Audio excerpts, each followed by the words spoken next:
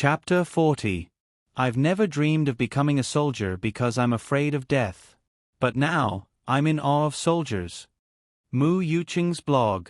Mu Yucheng was an IT programmer in Yongcheng. He was usually very busy, working from 9 to 9. Although he was well paid, he also lost his personal life. So he liked to use his spare time to read novels and web novels. Through other people's writing, he could fulfill his own fantasy of life. Today, in the editor's recommendation, he saw a military novel called Soldier's Assault. The name was ordinary, but it was recommended by his favorite editor, Changzi. So, out of curiosity, Mu Yucheng clicked on it. Mu Yucheng habitually read the introduction and comments first. But in the comments, there was a confrontation between the two sides, which gave him a shock. What an ugly horse! I gave up after reading 2 chapters. Be careful of the poison. Thank you for testing the poison above. Luckily, I didn't read it. Without rebirth, without a cheat, tell me, how can the main character survive? The main character is a good-for-nothing, okay? He doesn't dare to fight his own fate and is constantly being scolded by his father as a son of a bitch. If it were me, I definitely wouldn't be able to tolerate it. I don't understand. Can someone tell me why the plot of the first chapter suddenly jumped to the second chapter? Chaos is dead. I think my novel is better than the author's. Above, that's a flashback. Don't spout nonsense if you don't understand. Flashback for a web novel? This author is also Shirlaji. Hey, who sent you guys to smear my young dada's water army? This novel is very good. I'm about to cry, okay? I agree. You kids born in the city don't know the hardships of the countryside. I was born in the countryside. I feel like the author is writing my own story. I was almost sent to the army by my father. Let me say this weakly. Don't you think that the last chapter of the second chapter where Su Sanduo made a gesture of surrender to the tank is hilarious? +1, I almost laughed out loud. Is it okay for you guys to laugh at his misfortune? Su Sanduo was seen by his superiors and left a bad impression. I'm afraid his future will be difficult. It could be said that the posts in the comments section were mixed. Those who liked it were full of praise, but those who disliked it had a clear attitude. This made Mu Yucheng a little puzzled. But at the same time, it also aroused his curiosity. Mu Yucheng decided to buy the current few chapters to read. As soon as he opened it, the chapter on Wedge gave him a different feeling. How should he put it? What a hipster. However, he was not the kind of fake scholar who was full of words. The author's language was very simple, but he described the ants in detail. As a reader, Mu Yucheng could clearly understand that the ants were actually just a metaphor for a soldier. Soldier ants don't cry. Mu Yucheng carefully recalled this sentence and felt his heart tighten. The first chapter was about Su Sanduo and his teammates on a mission. There were a few names in this chapter: Cheng Kai, Yuan Lang, Wu Zhe. Everyone had a different personality. What left a deep impression on Mu Yucheng was Su Sanduo's naivety and Cheng Kai's coldness. Cheng Kai was a sniper, so it didn't matter if he was a little cold. In fact, Mu Yucheng even felt that Su Sanduo and Cheng Kai's personalities were hard to get along. But when they retreated, Su Sanduo was ordered to cover them. Cheng Kai's performance touched Mu Yucheng's heart. Cheng Kai, Su Sanduo, I'll be waiting for you. Su Sanduo, who had just finished shooting, turned his head and said, "Huh?" Cheng Kai looked like he wanted to beat him up, but he only gestured to him in the midst of the gunshots. Then, he followed behind Yuan Lang and Wu Zhe. The two in front had already retreated from their hiding spot. Su Sanduo smiled like he was looking at the ants. He understood what the gesture meant. Then, he started to fight against the endless enemies alone. Mu Yucheng felt a little sad. He could feel the friendship and chemistry between Cheng Kai and Su Sanduo, but he also felt that Su Sanduo, who was covering the retreat, was probably going to die. Sure enough, as he expected, Su Sanduo didn't manage to climb up the broken bridge and fell heavily into the ruins of the factory from high up in the air. Mu Yucheng was shocked. While he was feeling emotional for Su Sanduo, he suddenly felt that something was wrong. Damn, the protagonist died in the first chapter? He continued reading and finally understood why someone mentioned a flashback in the comments. When the protagonist was in a daze, he seemed to see his father. This story was then rewound to the beginning, when Su Sanduo was born. Wait a minute. Mu Yuqing felt depressed again. Did the protagonist die or not? Also, why did their combat mission look like a drill? Then, without giving a clear explanation, they jumped back to the beginning? Mu Yuqing felt like his heart was being scratched by hundreds of claws. He felt very uncomfortable. Ah! He couldn't help but scream, which attracted the attention of the people in the subway. Mu Yuqing realized that something was wrong and smiled awkwardly. The story was very interesting. Although he was unhappy, he couldn't help but continue reading. But then, the style of the story changed. It was no longer a tense battlefield, but a backward and poor village. Not everyone liked the simple words of the farmers and the gossip of their families. It was no wonder that some readers impatiently abandoned the book after reading it. But Mu Yuqing wasn't that shallow. Because of his good impression of the author, Mu Yuqing still patiently read. However, it wasn't as difficult to understand as he thought. Su Sanduo's father gave birth to 3 boys. The eldest was called Yael, the second was and the third was Sanduo. Right, the village chief's son was called Cheng Kai. So, Cheng Kai was Su Sanduo's neighbor. But, there was a big difference in their family backgrounds. Cheng Kai was born with a silver spoon in his mouth, while Su Sanduo was born in a poor family. The third child had another mouth to feed, and Su Sanduo's father's shoulders became heavier. Because of his wife's early death, Su Sanduo's father didn't have the ability to create conditions for his 3 children. He could only hope to send his children to the army and get the country to provide them with food. But whether it was Yael or they were useless, which disappointed Su Sanduo's father. Actually, the author's writing was very humorous, but this kind of language to describe the irresistible reality made it seem even heavier. Mu Yuqing wanted to laugh a few times, but he couldn't. He felt despair a few times, but it was diluted by some interesting scenes. How could he have such an older brother? Let his younger brother buy porn for him. But Yael's sentence, "I'm already in my 30s, how can I do that?" made Mu Yuqing feel sad. Yes, he was already in his 30s, but he wasn't married. What a joke. Yael was too poor to get married, and Mu Yuqing was too busy. This chapter was very long, and it wasn't like other web novels. Mu Yuqing read it carefully and was so engrossed that he almost missed his stop on the subway. It was time to go to work. Mu Yuqing couldn't bear to put down his phone, but before he put it down, he couldn't help but pick it up. A deluge of heavenly flowers moved me to tears. Sir, your talent deserves this reward. Mu Yuqing tipped Soldier's Assault at 100,000 coins. It wasn't much, only 1,000 coins. It was just a drop in the ocean for Mu Yuqing's income, but he was happy to tip a work that he couldn't stop reading. Don't be careless. I still want to know if Su Sanduo fell to his death. Mu Yuqing added with a smile.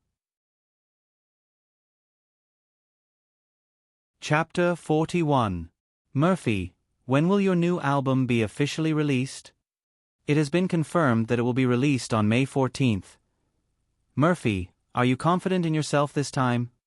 I have always been confident. Mo Fei, facing the more than 300 fans who came to support you, do you have anything to say to them? Thank you for your support and patience. Well, I won't let you down. It was another commercial performance.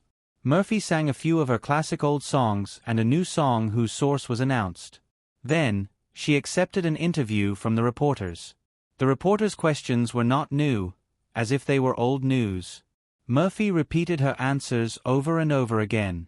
Even if she did not have big mood swings, the faint smile on her face all day made her muscles stiff and hard to maintain. Murphy was tired. It was almost late at night when she returned to the hotel. She had no appetite for dinner. She was so tired that she did not even have the energy to feel hungry. She just wanted to lie in bed and have a good rest. Of course, Murphy could not fall asleep.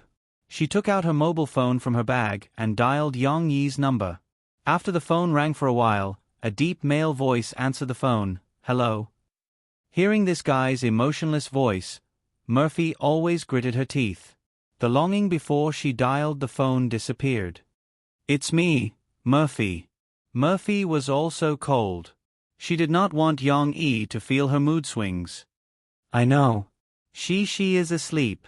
In Zhongqing, Yang Yi moved his eyes away from the computer screen and looked at the night outside. Murphy did not have the habit of calling to talk to him. Yang Yi knew that she usually talked to Shi on the phone. The mother and daughter had to do this to relieve their longing for each other.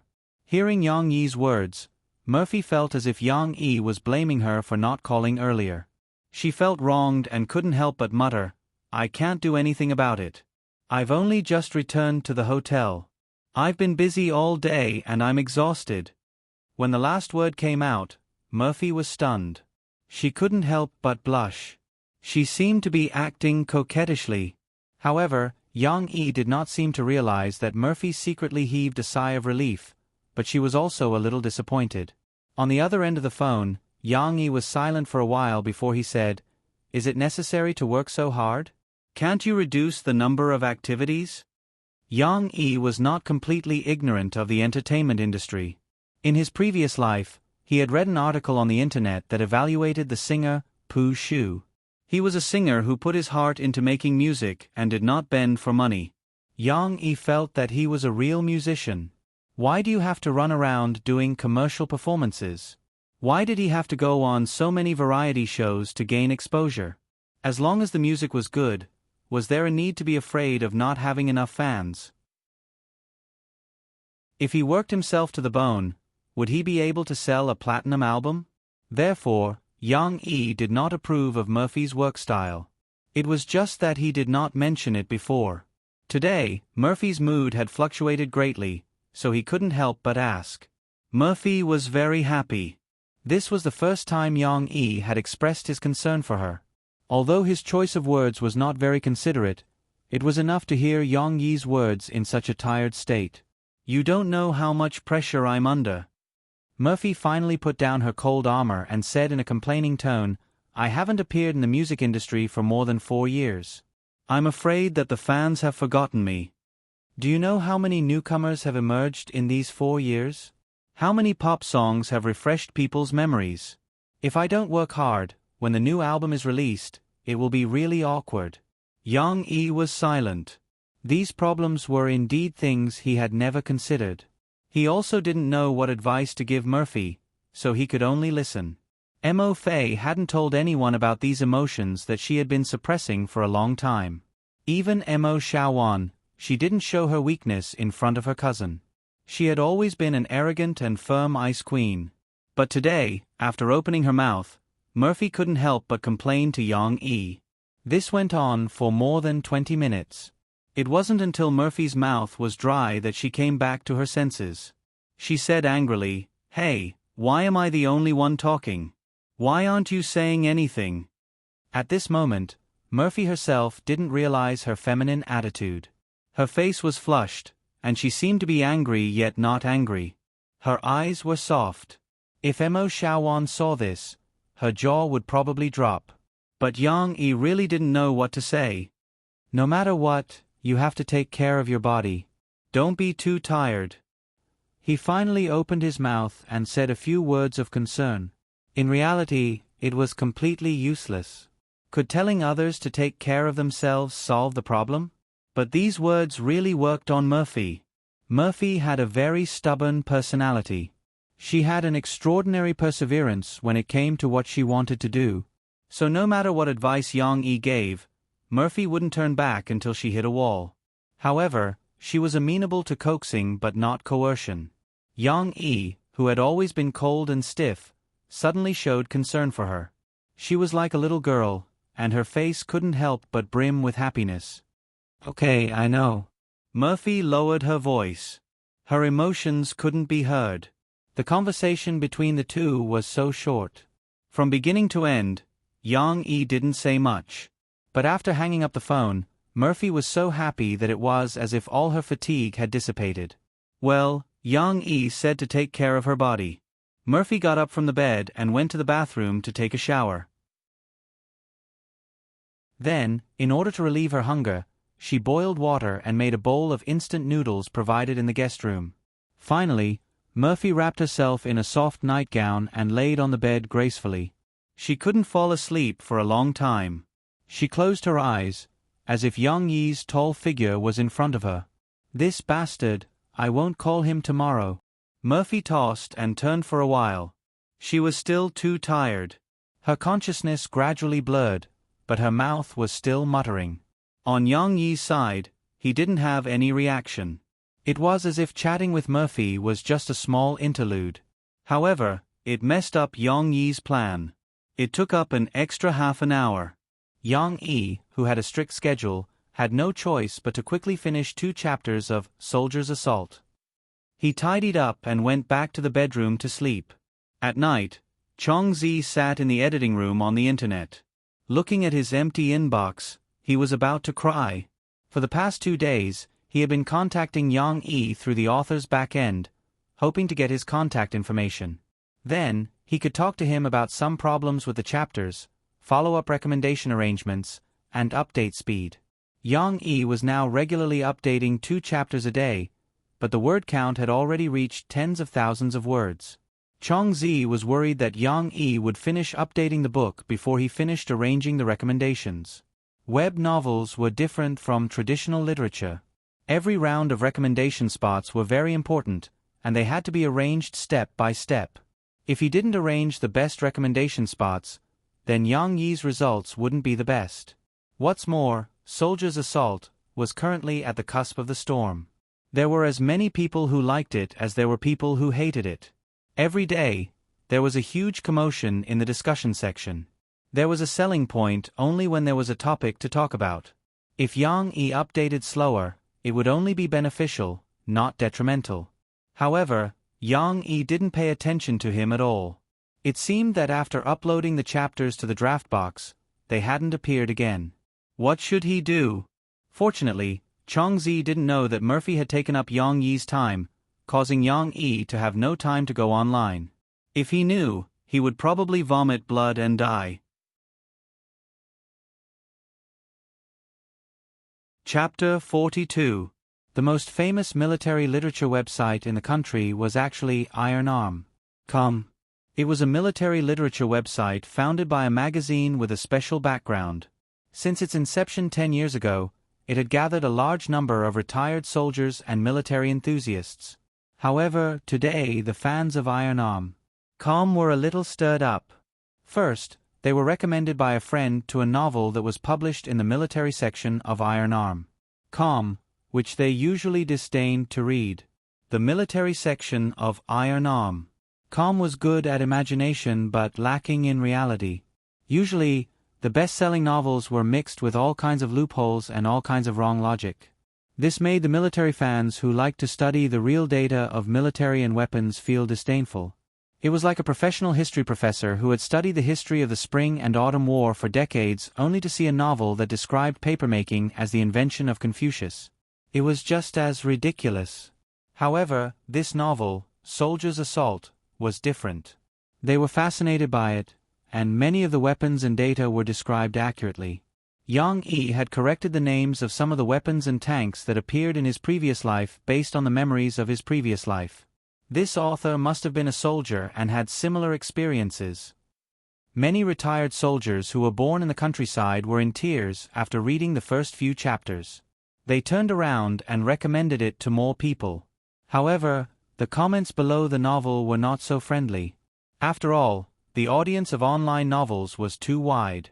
From old boys in their 30s and 40s to elementary school students who just understood novels, there were successful people in the business world, rich second-generation heirs, and farmers who earned hard-earned money and read novels to pass the time.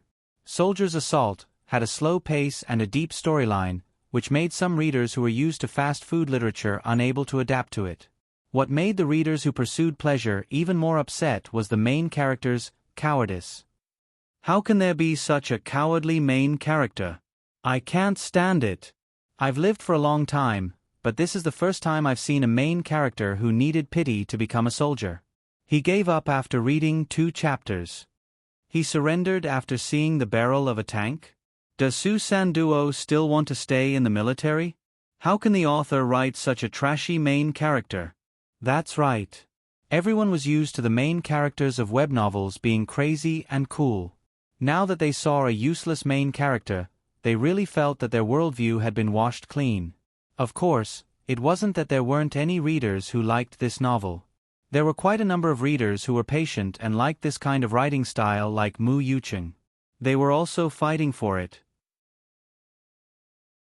What was unexpected was that they, who usually didn't reward much, were willing to reward the author and encourage him to continue writing. However, due to the disgust of many readers, Soldier's Assault's reader rating remained low. It could not even get past the median of 5. Seeing such comments and ratings, the netizens from the Taijun website were furious. How could they slander such a good work? This is the most realistic military work I've ever seen. I'm also a soldier from the countryside. I can tell you responsibly that what the author wrote is very true. Many rural soldiers were forced by their parents to join the army because their families were poor. Moreover, they all started from the very bottom of the army. They're not like the kids in the city. Their families are well off, so no one is willing to join the army. Even if they sign up, they just want to use the army as a stepping stone to gain experience. Many retired soldiers also appeared to preach. Joining the army isn't as simple as military training. You think that the main character is useless because you haven't experienced what it's like to suddenly leave your hometown, leave your parents, and head to a completely unfamiliar place. The author described the process very well. Yes, even if they're all men who bleed and don't cry, in that kind of atmosphere, as long as one of their comrades cries, the whole train will cry. Those who think that it's childish can stop now. They're just rookies who haven't honed their strong wills.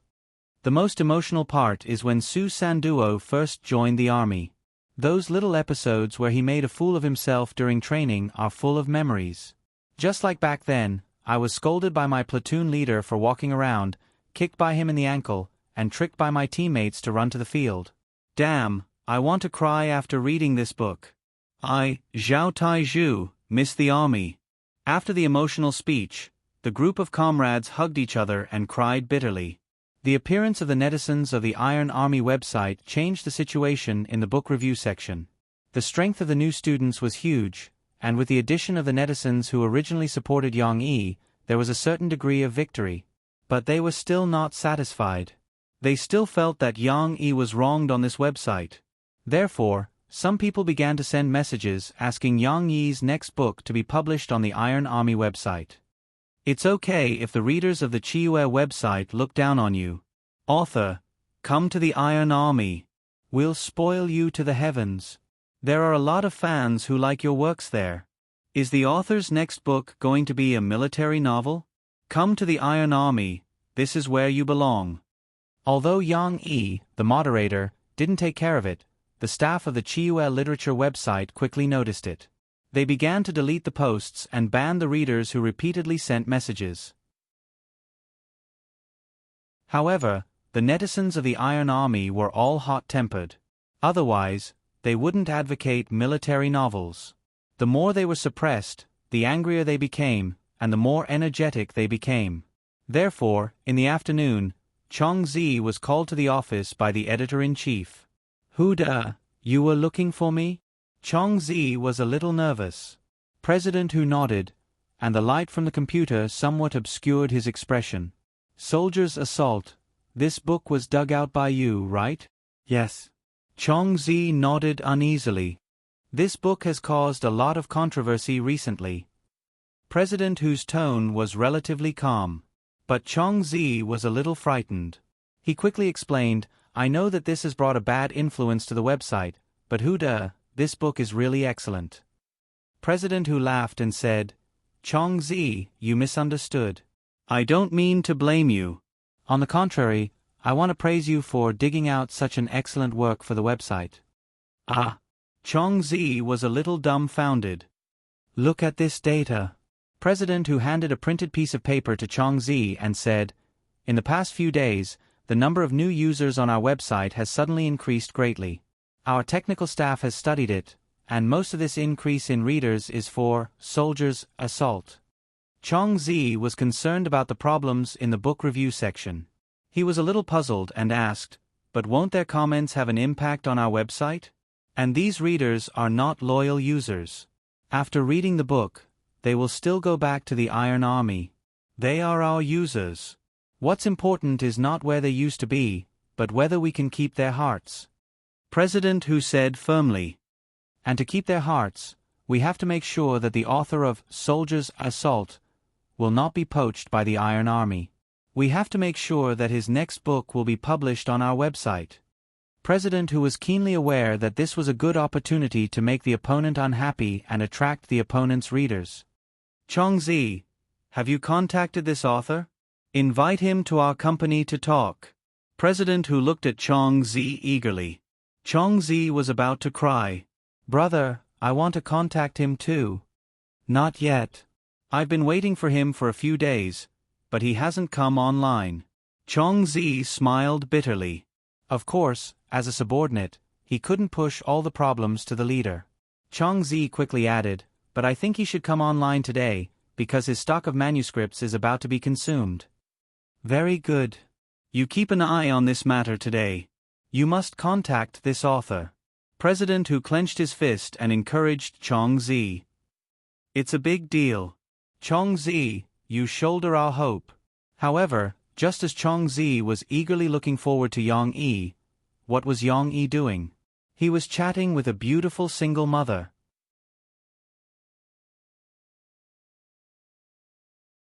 Chapter 43. Today, it was drizzling in Jiang City. This was not surprising. This city was located in the south of the Yangtze River, and it was a warm and rainy city. When it rained, it became more poetic. Of course, she was not as strong as her father. The spring rain was cold, so her father gave the little girl an extra thin shirt early in the morning. The coffee shop at the corner of the street had quietly opened for business. Yang Yi, who didn't like crowds and didn't know the ways of the world, didn't want to make a big scene. He even chose a weekend to hang up the simple wooden signboard as an opening ceremony. This also led to the fact that no one knew that this coffee shop had been open for 2 days, and there were no customers coming in. However, Yang Yi did not care. The sky was dark, but the coffee shop was as warm as home. The light yellow and soft light slightly illuminated every corner. It was as warm as sitting around the fire on a winter night. It was especially suitable for friends to whisper together. However, in front of the bar, Yang Yi turned on the exceptionally bright incandescent lamp. He tirelessly wiped the cup while smiling and watching his daughter draw. She sat high up, bent over the clean and spacious marble bar, and carefully used her colored crayons to draw the image in her heart on the white drawing paper. After a long time, the little girl raised her head and said happily, "Papa, look, how do I draw?" Yang Yi had been watching. She had improved after he taught her a few moves earlier. However, the drawing was still very abstract. Good. Is this an elephant you drew? Yang Yi raised his thumb and pointed to the animal on the drawing paper that was as round as a piglet but had a long nose. Yes. She said happily, "Mother elephant has a long nose." Great drawing. Yang Yi smiled and rubbed the little girl's head. After reading those parenting manuals, Yang Yi's concept had changed a little. In the past, he still felt that she's drawing was a little awkward, so he wanted to teach her how to draw. However, there was a book that said, learning to draw too early will make the child unable to draw. Children between the ages of 0 to 7 are in an important period of right brain development, and a very important part of right brain development is to perfect it with the help of the transformation and expression of graphics, thus promoting the health of the right brain and the formation of divergent thinking. Therefore, children in this period need to freely express imagination and association, and can't be constrained by fixed graphics. Instead, they need to fully express themselves in rich color experiences and unfixed graphics changes. If Yang Yi taught she his painting skills and concepts, then the development of her right brain would be affected. Yang Yi, who was in a cold sweat, restrained his impulse to teach she how to draw. Instead, he supported and encouraged her, allowing her to freely use her imagination and draw what she wanted to express. And the drawing was pretty good too. Yang Yi began to learn how to appreciate and praise. Look at how cute the elephant you drew is. One look and I can tell that you're very happy. She smiled happily and was even more motivated. She lowered her head and continued to draw. At this time, the wind chime at the door rang. Someone opened the door. Yang Yi noticed it and subconsciously looked over. However, the person didn't come in. She just let a little boy go in first to take shelter from the rain. Hello. Yang Yi couldn't see anyone through the curtain, but he heard a gentle female voice. It was as gentle as the drizzle outside. Why didn't she come in? Yang Yi was puzzled. Looking at the little boy's nervous appearance, Yang Yi had to walk out from the bar counter. She also quickly jumped down from the chair, pulled her father's hand, and hid behind him. She secretly poked her little head out to look at the little brother who should be 5 or 6 years old. Yang Yi curiously looked outside the door. Outside the door was a young woman with delicate features. She shouldn't be too old. She was a little embarrassed. She was holding an umbrella, but her hair was messy. Her clothes were half wet from the rain, and her shoes were also stained with mud. The mud even splashed on her white stockings. Her petite and helpless appearance was pitiful. However, Yang Yi didn't have any fanciful thoughts. He asked somewhat uncomprehendingly, "Hello, why don't you come in?" The young woman looked up at Yang Yi apologetically and said, "I'm sorry. I just accidentally stepped on your flowers. I didn't pay attention when I walked." Yang Yi didn't care. He waved his hand and said, "It doesn't matter. If you want to take shelter from the rain, come in. It's not a big deal." However, the young woman was still a little embarrassed. She said embarrassedly, "My shoes are very dirty. There's a lot of mud on them. Can I trouble you to bring me a basin of water to wash them first?" "It doesn't matter if it's dirty. I'll wipe it later." Yang Yi glanced at the footprints left by the little boy. Although it was only rainwater, it still made Yang Yi feel uncomfortable. "Anyway, it's already dirty. It doesn't matter if it's a little dirtier.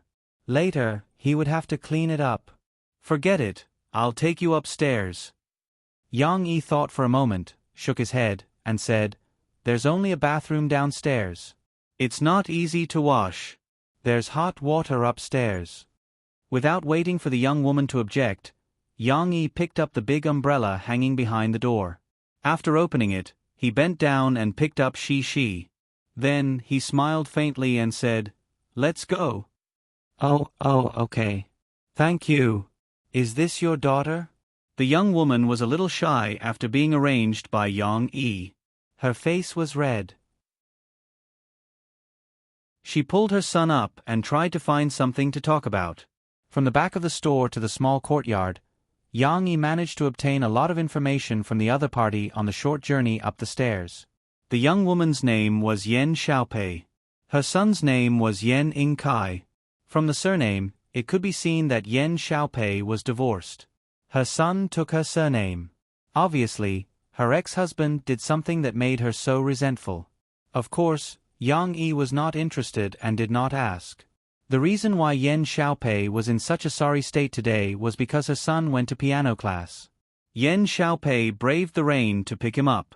However, when she passed by Yang Yi's shop, she did not pay attention to the road and stepped on the edge of the flower bed. "Your coffee shop is new, right? I don't think I've seen it before." When Yen Xiaopei came in, she insisted on not coming in with muddy shoes. Yang Yi had to settle the 2 little ones down first and then bring her a pair of slippers. "Yes." Yang Yi nodded. At first, Yen Xiaopei was very shy. However, now that they were familiar with each other, she was a very talkative person. She carried her dirty shoes and followed Yang Yi. "Oh, I opened a flower shop at the east gate of the school." "East gate? The business should be very good. But what about the shop when you go out?" Yang Yi thought of the shops at the east gate and asked in confusion. The shop hired 2 university students to work part-time. Moreover, it's raining, so no one comes out. Yen Xiaopei said softly. When they went upstairs, they saw Shi and Yen Ingkai sitting opposite each other across the coffee table. The little boy was a little introverted and lowered his head silently. She was also afraid of strangers. She was restless. Sometimes, she would sneak a glance at the little brother and sometimes look at the stairs. Fortunately, her father came back.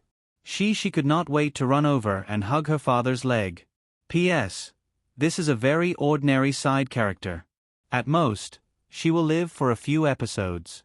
She can't even be considered a side character. Therefore, you don't have to worry about her becoming a mistress or having sex with Yang-e. This book says that there is only one female lead, so there will definitely not be a mistake like My Fairy Lady.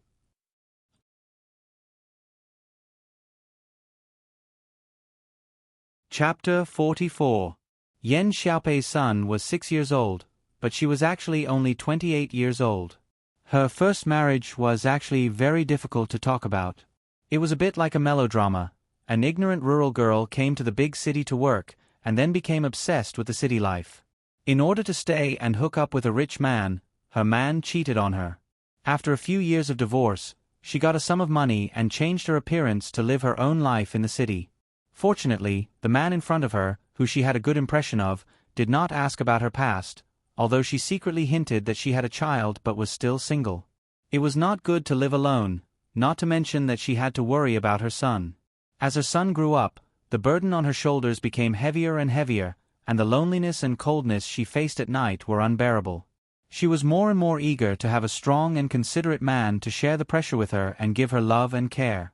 At the first sight of Yang-e, Yan Xiaopei felt that her heart was touched. Different from those boys who came to her shop to buy flowers and always looked at her chest, Yang-e had a mature temperament that made people obsessed with him. He was also different from those men who chased after her because of her beauty. Yang-e did not have a body that was hollowed out by wine and women. On the contrary, when she was close to him, the strong smell of the man almost made her drunk. Therefore, when facing Yang-e, Yan Xiaopei was as shy as a young girl. Even when she spoke, she was shy, which was not her usual style at all. Being invited upstairs by Yang-e, Yan Xiaopei did not think of objecting. Even when she followed upstairs, she thought to herself, "Am I too frivolous? How can I go to a strange man's house so easily?" But soon, Yan Xiaopei found a reason for her behavior. It doesn't matter. He has a daughter. And she is so cute. A man with a daughter can't be a bad person. When Yan Xiaopei was thinking nonsense, Yang-e guided her to the bathroom, then went out and sat between Shi and Yan Yingkai, who were a little embarrassed. After her father came, Shi seemed to have found her backbone. She ran over, snuggled in her father's arms, and whispered, "Papa, I don't like him." "Why?" Yang-e smiled and whispered to his daughter. "Because your little brother doesn't want to play with you? Well, I just don't like it." She pouted. Yang-e recalled the books he had been reading for the past few days. One of them had mentioned the social problems of children. Due to Murphy's identity, it was almost impossible for her to take Shi to play with children of the same age. Yang-e was not much better. He could be said to be antisocial and too guarded against people. He rarely went out to interact with strangers. In fact, there was a big lawn in the school. Every afternoon, grandparents would bring their children to play on the lawn, but Yang-e was not interested at all. After reading the books, Yang-e gradually realized that he was one of the reasons why Shi's character became somewhat antisocial. If he wanted to help his daughter grow up, Yang-e had to change himself first. Yang-e turned his head to look at the little boy. He smiled and tried to be as kind as possible. "Yan Yingkai, can I call you brother Xiao Kai? You're older than sister Shi." Yan Yingkai looked at Yang-e, but his eyes did not dare to make eye contact with adults. He lowered his eyes and nodded gently. "Your mother said that you're learning piano? How long have you been learning piano?" Yang-e was a little stiff. Fortunately, the opponent was just a child. "I just started learning, a month ago." Yan Yingkai whispered. "I see. Are you willing to share with Sister Shi some of the interesting things that happened during your piano lessons?" Yang-e pulled Shi to the front and asked. At this moment, Shi was also looking at brother Xiao Kai. She did not throw a tantrum. Yen Inkai was a little embarrassed, but he still nodded. Then Shi, are you willing to take out your toys and play with Brother Shao Kai? Yang Yi pushed his daughter and smiled. Brother Shao Kai and you can be considered friends. Between friends, you have to learn to share. She was still very obedient. She said in a clear voice, then I'll go get it. Before she finished speaking, she ran to the bedroom like a wisp of smoke to get the toys that her father bought for her. Among the toys that Yang Yi bought for her, in addition to the dolls that Shi liked, there were also some puzzle toys. For example, there was a magnetic toy that looked like Lego. There was also a maze ball that could be played as a maze game. Cici worked hard to drag her toy box over. Although Yen Inkai was also a little antisocial, he was still a child after all. When he saw the toys, he was also attracted to them. The two children quickly played together. While Yang Yi was watching them play, Yen Xiaopei peeked through the gap in the bathroom door. Yen Xiaopei softly called out Yang Yi's name. Yang Yi was puzzled. He walked over, but in a gentlemanly manner, he turned his face sideways and did not look at Yen Xiaopei's petite and graceful figure reflected in the frosted glass door. That Yang Yi, my top is wet.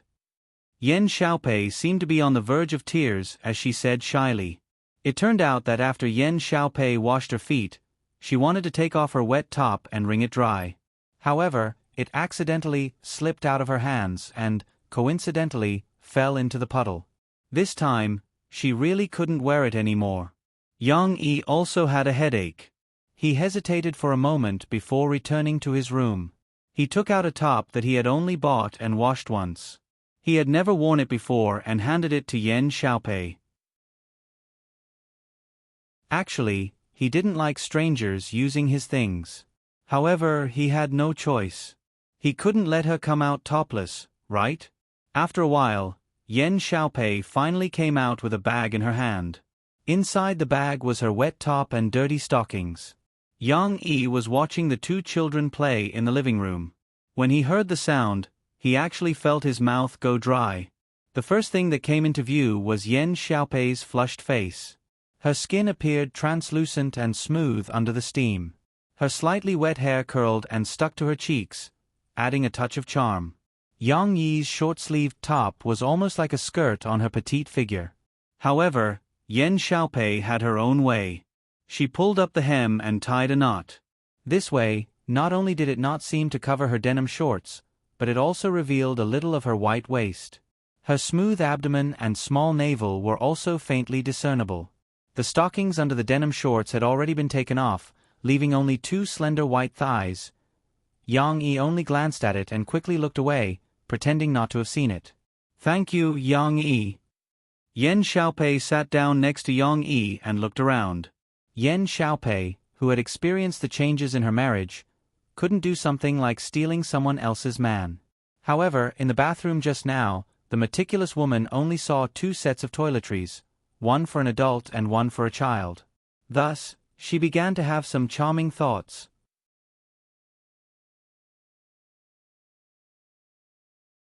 Chapter 45.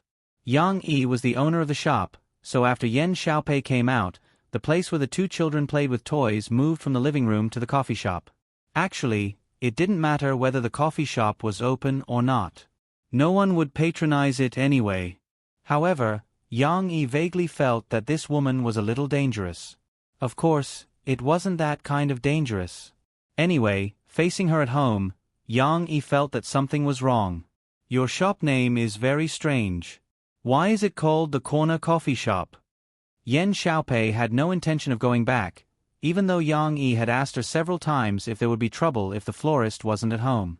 Instead, she leaned on the bar counter lazily and rested her chin on her hand, watching Yang Yi busy himself. Shi, who was playing with the little brother, turned her head and saw her sitting at the spot where she had been painting. The little girl pouted unhappily and played with the doll in her hand unhappily. Actually, there was a 2-year age gap between Yen Inkai and Shi. Moreover, boys at this age were more self-centered and felt that it was beneath them to play with children younger than them. Therefore, he was still unwilling to take the initiative to talk to Shi. Most of the time, he would only answer she's questions intermittently. Now that she was silent, he breathed a sigh of relief and focused all his attention on the magnetic toys in front of him. He wanted to hitch a ride. At the bar counter, Yang Yi was similar to Yen Ing Kai. He was a little helpless. He had no interest in chatting with Yen Xiaopei, because this woman gave him a very bad feeling. Perhaps she was a little scheming? However, Yang Yi couldn't be too overboard. After all, he still wanted she to make more friends. As a father, he had to learn to treat people gently first. Therefore, Yang Yi could only respond intermittently. Because it's just around the corner. Okay, I think you're a little lazy when it comes to naming. Fortunately, you didn't slack off when it came to naming your daughter. Yang Yi chuckled in response.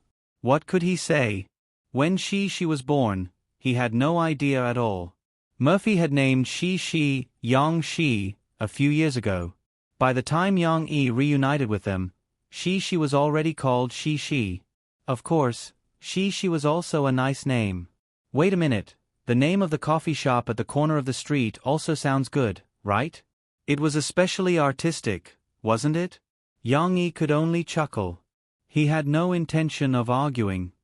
Would you like a cup of coffee? Yang Yi asked casually, trying to be polite. However, Yen Xiaopei immediately perked up. Okay, you treat me. Yang Yi was a little speechless. It wasn't that he couldn't afford a cup of coffee.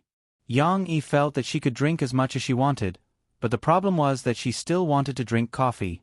Was this woman really not going back? However, the words that were spoken were like spilled water. They couldn't be taken back. Yang Yi could only turn around and grind beans for Yen Xiaopei to make a cup of coffee. Wow, it smells so good. The hot water washed the ground coffee beans into powder. The cup under the cup reverberated with the tempting coffee aroma. Yen Xiaopei clapped her hands happily like a young girl. Yang Yi didn't reply, but Yen Xiaopei's eyes were shining. A big man could still do things so seriously. That side profile, that back view, that look, it was really too handsome. To be honest, Yang Yi wasn't handsome. At most, he was handsome in a resolute way. He didn't meet Yen Xiaopei's original aesthetic standards, but sometimes, one's appearance would be defeated by temperament and other things, right? Yen Xiaopei's infatuated eyes gradually fell on Yang Yi's strong muscles and Yang Yi's firm buttocks. When the coffee was served, Yen Xiaopei had already retracted her gaze. She acted very naturally and elegantly picked up the cup and gently took a sip. From her posture, Yen Xiaopei looked like she had drunk coffee for many years. Compared to Murphy, who was like a cow chewing on peonies, Murphy looked more like a country bumpkin. However, Yen Xiaopei quickly frowned. It's a bit bitter. It's still bitter? Yang Yi was surprised. In the past, women drank coffee with 1.5 spoonfuls. Why didn't Yen Xiaopei work? I still want to add some sugar. I'll do it myself, Yen Xiaopei said with a charming smile. She propped herself up on the bar counter and leaned her body out to reach the candy jar. Her movement was a bit big. Her body rubbed against Yang Yi's arm, but that wasn't the main point. The main point was that Yang Yi's short-sleeved shirt was already loose on her. When Yen Xiaopei leaned over, the collar collapsed. Yang Yi's gaze inadvertently swept over and happened to see 2 dazzling lumps of white inside. Yen Xiaopei didn't seem to notice. She took the sugar jar and leisurely retracted her arm and sat back down. I like to drink sweeter. Yen Xiaopei looked at Yang Yi and smiled. Yang Yi was naturally expressionless. The scene just now didn't cause much of a stir in his heart. Compared to a beauty coming out of the bath, he had seen this kind of scene many times. In his previous life, Western beauties were the real deal. I think in the future, we should prepare more sugar jars and let the customers add their own. Yang Yi pondered over this matter. Everyone had different tastes. Yang Yi couldn't ask everyone to drink the original flavor of coffee, even though he highly recommended it. Looks like I helped you after all. Yen Xiaopei was as happy as a young girl. However, Yang Yi wasn't too willing to continue. He lowered his head and wiped the cup as if the cup would never be finished. Yen Xiaopei was a bit depressed, but she took it as a man's shyness. Her eyes turned and looked at the children. Yen Inkai's car was beginning to take shape.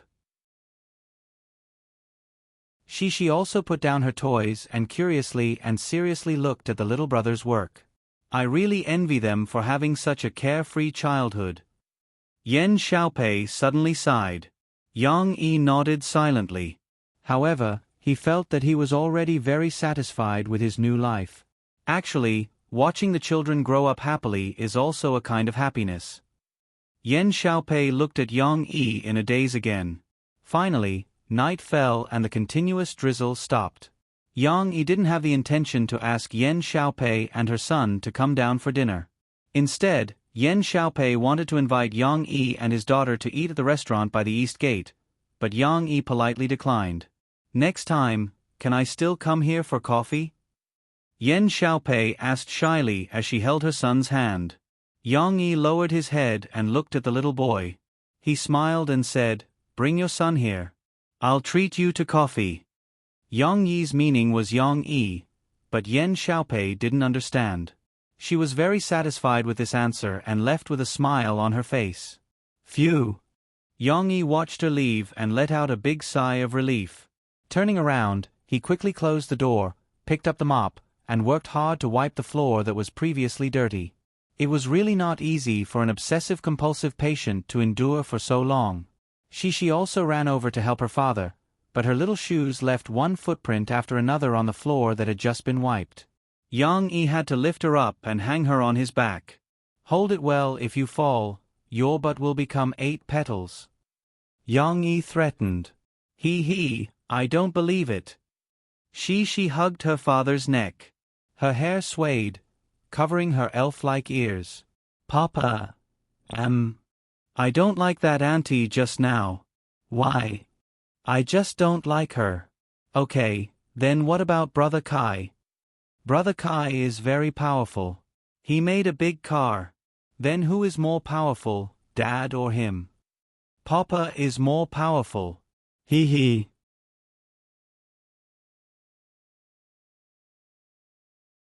Chapter 46. Papa, would you like to play a game with me? At night, she, who had washed herself clean and smelled good, sat on the quilt in her little nightgown and looked at her father, who was tidying up her toys with pleading eyes. The little girl's bangs were a little long and always scratched her eyes. She pouted her little mouth and playfully blew on her forehead, making her hair flutter. "What game?" Yang Yi smiled and sat on the edge of the bed. "If I tell Papa, nose, then Papa will put your hand on your nose. If I say, eyes, Papa will put your hand on your eyes." She eagerly said. Although it was a little childish, Yang Yi nodded.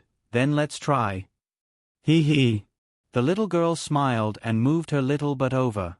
She was about to say something, but she thought of something and quickly waved her little hand and said, "Papa, you have to give me your hand."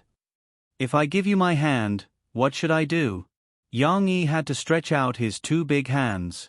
She's white and tender little hand could not hold her father's big hand at all. At most, she could only hold 1 or 2 fingers. She had to struggle to pull her father's fingers, left hand at the bottom and right hand at the top. Later, "Papa can only move this hand when I say start." She pointed to her father's right hand. She was afraid that her father would not understand, so she explained, "If she doesn't say start, Papa can't put his hand on your face. It's not fair." Yes. Yang Yi agreed. At this moment, Cici finally felt at ease and removed her little hand from her father's right hand. However, the little fellow couldn't hold her father's hand for that long. It was heavy, so she had no choice but to let it hang down and rest it on her lap through the soft cotton nightgown. "Well, it's about to start." She's eyes were shining, and with a curved smile, she pretended to be careless and suddenly said, "Start, ears." The little girl's clear voice broke the tense atmosphere during the preparation. Yang Yi's reaction was very fast. He immediately raised his right hand and pointed at his ear. "Woo, why are you so fast?" The little guy shook his little butt and asked his father to put his hand down. Again. However, for the next few times, no matter how she played, her father always pointed at the correct position. None of them are fun. She was a little unhappy. She pouted and said, she is playing with Mom. How could she make a mistake? Yang-e also vaguely felt that he was always winning, and the game was no longer interesting. You have to hurry up. Daddy won't be able to catch up with you if you hurry up. Yang-e comforted the little girl. Cece's interest was piqued once again as she said crisply, begin mouth. Yang-e reacted quickly this time. He immediately raised his hand and pointed at his nose. He pretended to be flustered, pressed his finger on his nose, and slowly moved it down to his mouth. The awkwardness on his face was so well acted as if it was real. However, she took it seriously. She excitedly jumped up on the bed and threw herself into her father's arms. I'm wrong. Papa, don't move. I saw it. The little girl's soft body fell over. Yang-e quickly held her, for fear that she would fall. She snuggled in her father's arms, opened her mouth and laughed happily. She pressed her little finger on her father's nose and then dragged it down. I saw it. Papa is good or bad? You touched his nose at the beginning. Well, Papa is not honest enough. Yang-e surrendered, but only raised his left hand. His right hand was still holding the little girl, but she quickly broke free from her father's arms. She smiled and stretched out her little hand, saying, Papa pointed at the wrong place. You have to be punished. What punishment? Yang-e put his big hand out again. You have to clench your fist, and then I'll flick you. She excitedly pressed down her father's finger, and then turned his fist over. She cutely blew a breath of fairy air on her father's fist. Don't be afraid. It won't hurt. Oh, she even comforted her father. Yang-e had to pretend to be afraid. He let she bend her little finger and flick it. Papa, does it hurt? After the little girl punished her father, she rubbed her father's hand with concern. Yang-e said with a smile, it doesn't hurt. After she rubbed it, it didn't hurt. After letting her father play a few times, she excitedly changed roles with her father and asked him to point for her. However, the little girl was too nervous and failed the first time. Well, no, Papa, give she another chance, okay? The little girl held her father's big hand, and her big watery eyes were misty. Yang-e couldn't stand his daughter's coquettish behavior. He had to nod and say, then let's start again. Just now was just a warm-up. She was overjoyed, and the mist in her eyes disappeared. Starting again, she did well this time. She pointed out 2 fingers in a row. Although her speed was a little slow, Yang-e didn't point it out. Start ears, Yang-e said. This time, she was a little flustered. She pointed at her eyes. Oh, I was wrong again. The little girl lowered her head dejectedly. It doesn't matter. You were wrong this time. Do better next time. You see, even Papa makes mistakes. Yang-e comforted her. But I'm afraid.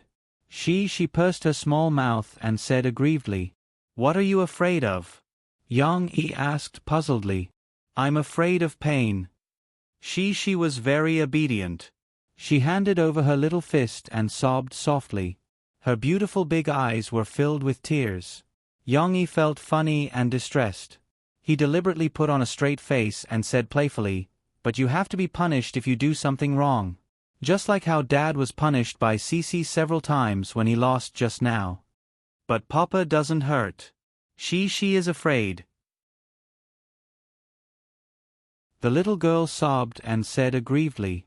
Yang-e gently stroked the little girl's fist, as if he was wiping it with an alcohol swab before an injection. She looked at her father's big hand with some fear. I don't like Papa anymore. The little girl was very aggrieved. I'm going to play. Yang-e made a gesture as if he was pulling the bowstring. She was so scared that she closed her eyes. However, the finger that her father flicked out was only threatening, without any power. It softly touched she's little fist. But even so, the little girl was still scared and shivered. Does it hurt? Yang Yi pretended to comfort her. Oh, it hurts. She's grievance broke out. She squeezed into her father's arms, pouted her little mouth, sobbed, and pounded her father's chest with her little fist. Papa is a bad guy. Yang Yi had to hold the little girl's fist, blew on it, and said, "Then Papa will blow on she, then it won't hurt." The little girl couldn't pretend anymore. She was ticklish. She giggled and twisted in her father's arms. Well, it doesn't hurt. Do you still want to play? Yes. He.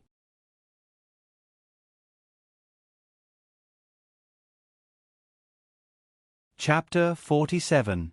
She didn't feel sleepy at all due to her hearty laughter. Yang Yi played with his daughter for a long time until the little girl was so sleepy that she dozed off.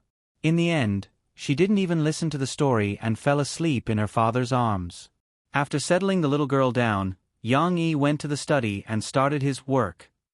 Alright, today the author's draft box was going to be used up. Yang Yi looked at the nearly 200,000 words he had transported over the past few days and decided to upload them all to the draft box in one go. However, Yang Yi had just logged into the author's platform on the web. Beep, beep, beep. The station's letters jumped wildly. What is this?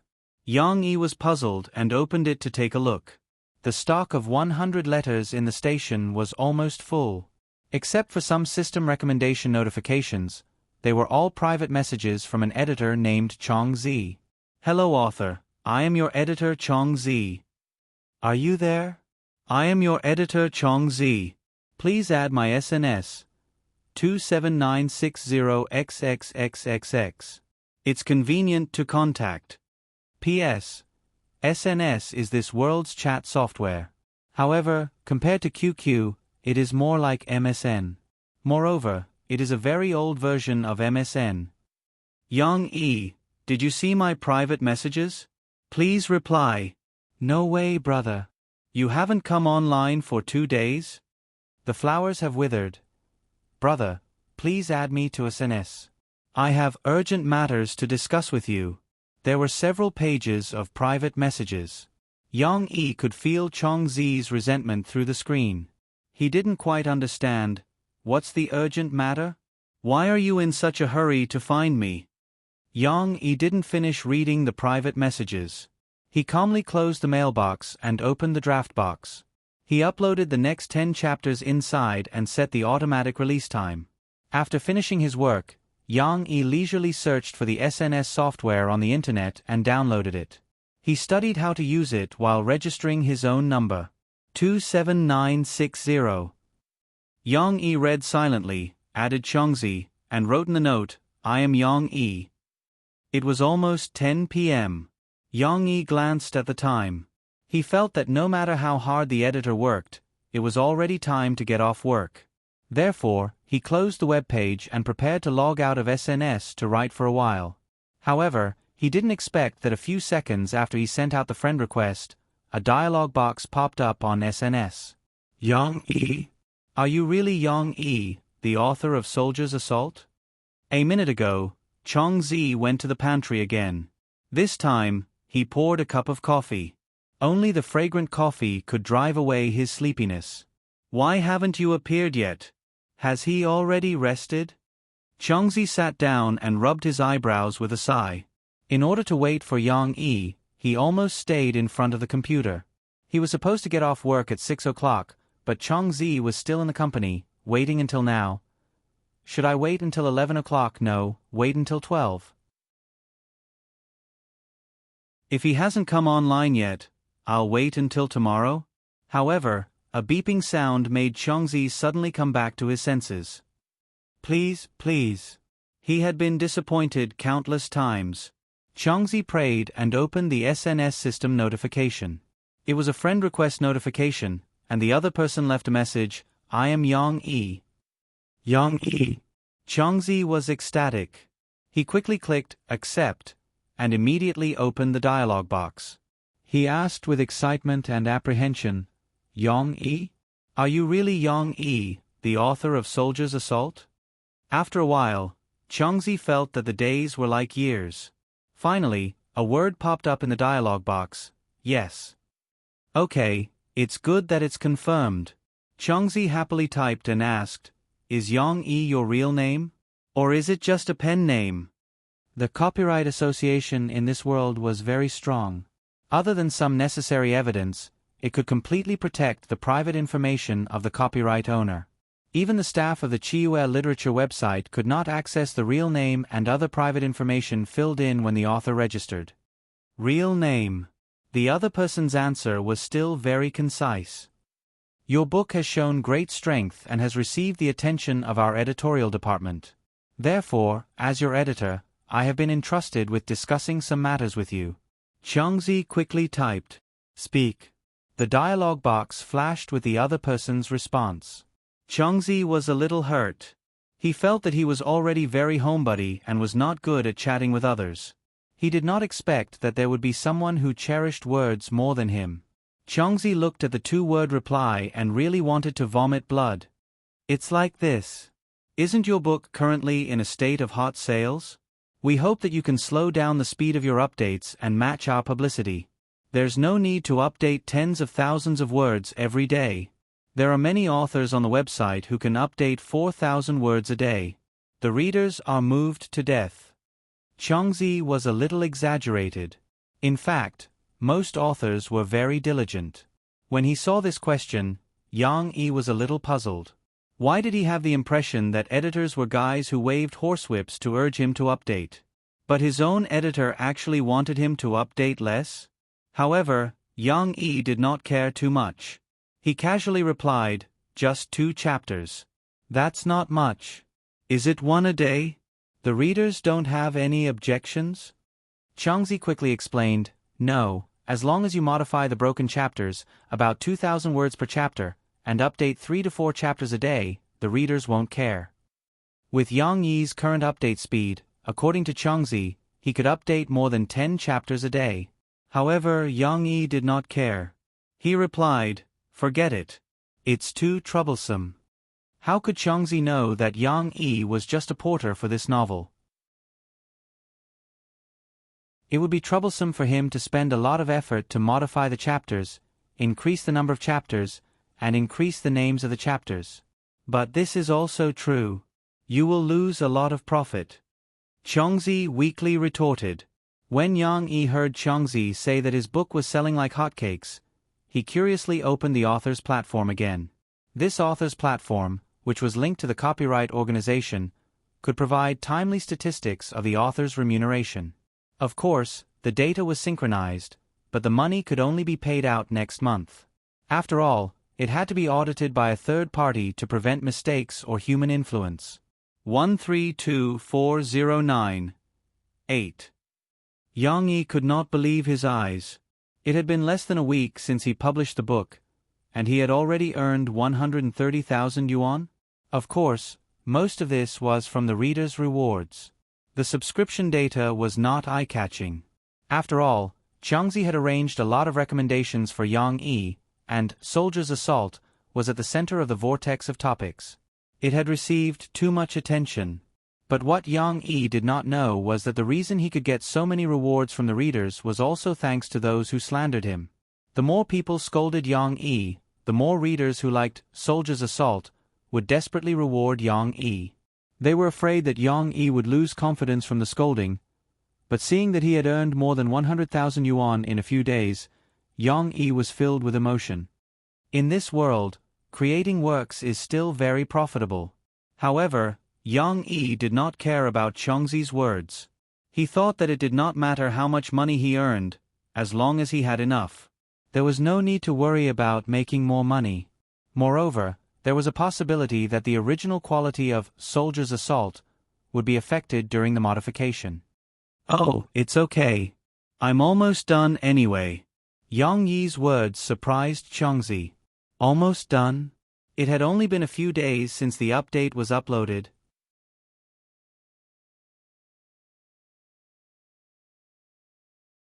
Chapter 48. You're almost done? When are you going to finish? You're done writing. SNS jumped wildly with a series of question marks. Changzi's excited look could be seen through the screen. Yang Yi thought about the development of the plot, then tapped on the keyboard. Next week should be enough. Changzi felt his heart twitching. It's finished next week? What the hell? That's too fast. Whether it's Boss Who or my home cover recommendation, there's no time to apply and arrange it. Can't you write a little more? Changzi asked weakly. No. The answer was concise and despair-inducing. Changzi counted. Yang Yi's novel was about 300,000 to 500,000 words. Changzi's head was a little dizzy, but he still knew his priorities. He organized his words and continued to ask, Yang Yi, what are you going to write for your next book? Are you going to write a military novel? That question was a good one for Yang Yi. He did not have any plans for his new book. However, if he did not have any plans, he might as well think of one now. Maybe it's still the military. I have a general idea, Yang Yi replied. For example, he had considered drawing sword before. Yang Yi liked it very much in his previous life, especially the novel version, uncensored. He was not very interested in the military and war, but Li Yunlong's character was too likable. As a chivalrous killer, Yang Yi admired Li Yunlong's bravery and fearlessness against the enemy, his loyalty to his brothers, and his tenderness to his lover. That novel was about 400,000 to 500,000 words, and the chapter break was better than Soldier's Assault. After all, Drawing Sword was the pioneer of commercial military novels. In order to adapt to people's reading, it was better handled than TV dramas and novels in all aspects. However, it had more problems than Soldier's Assault. After all, the history of this world was different from that of Yang Yi's previous life. The direction had not changed, but the details were very different. If Yang Yi wanted to transfer this novel, he would have to first learn the modern history of this world and the history of war. Then, he would have to adapt the story according to the history of this world. It was a lot of work. However, it was only interesting to have a little challenge. Yang Yi felt that his literary attainment was not bad. He had adapted a popular novel from his previous life into his own and made the people of this world go crazy. This sense of accomplishment was very strong. Many thoughts flashed through Yang Yi's mind, but Changzi didn't know that Yang Yi had thought of it on the spot. When he saw the reply that popped up on SNS, he was delighted and quickly typed, "Then please, Yang Yi, no matter what, you have to publish your work on our website?" Yang Yi replied with a puzzled expression. "If you choose to continue publishing on our website, I will arrange more recommendation spots for you so that your works can be promoted better." Although the company doesn't have its own channels for physical publishing, it will still help you contact them. This can also increase your income. However, if Changzi didn't mention this, Yang Yi would definitely continue to publish his new works on Chiyue Chinese Network after finishing the novel. He didn't have that much time to deal with the problem of changing owners. However, Yang Yi wasn't a fool. The reason he gave in to Chan Yijie before was because he owed Old Man Who a favor. However, at other times, Yang Yi wasn't a selfless person. He wouldn't easily give up on his own interests.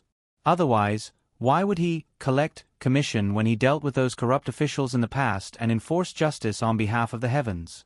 When Changzi was anxiously waiting for him to confirm, Yang Yi realized that he wasn't dispensable. Perhaps he was still a hot steamed bun. What was the situation? Yang Yi quickly found the answer. In fact, it was in his own book review section. It was already so late, but there were still people who wanted Yang Yi to go to the Iron-Blooded Network. Coincidentally, many editors had gotten off work, so the rate of deleting posts slowed down.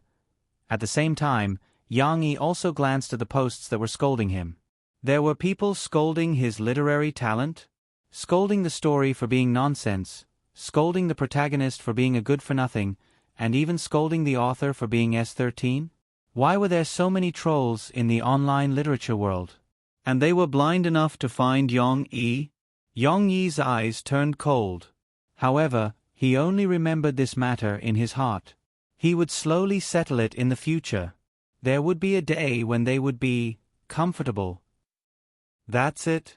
Are there any better conditions? Yang Yi's reply came after a long time. Chongzi was dumbfounded. For a moment, he didn't know how to reply. However, Yang Yi's second sentence came over, making him jump in shock.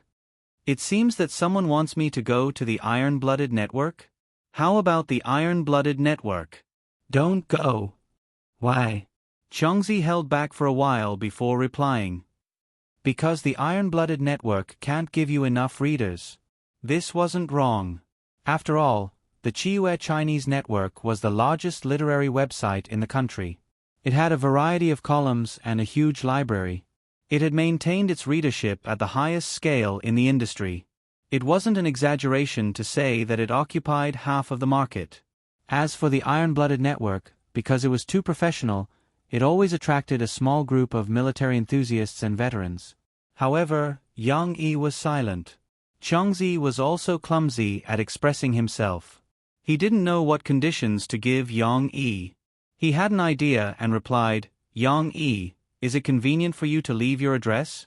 I think it's more convenient to talk about it face to face.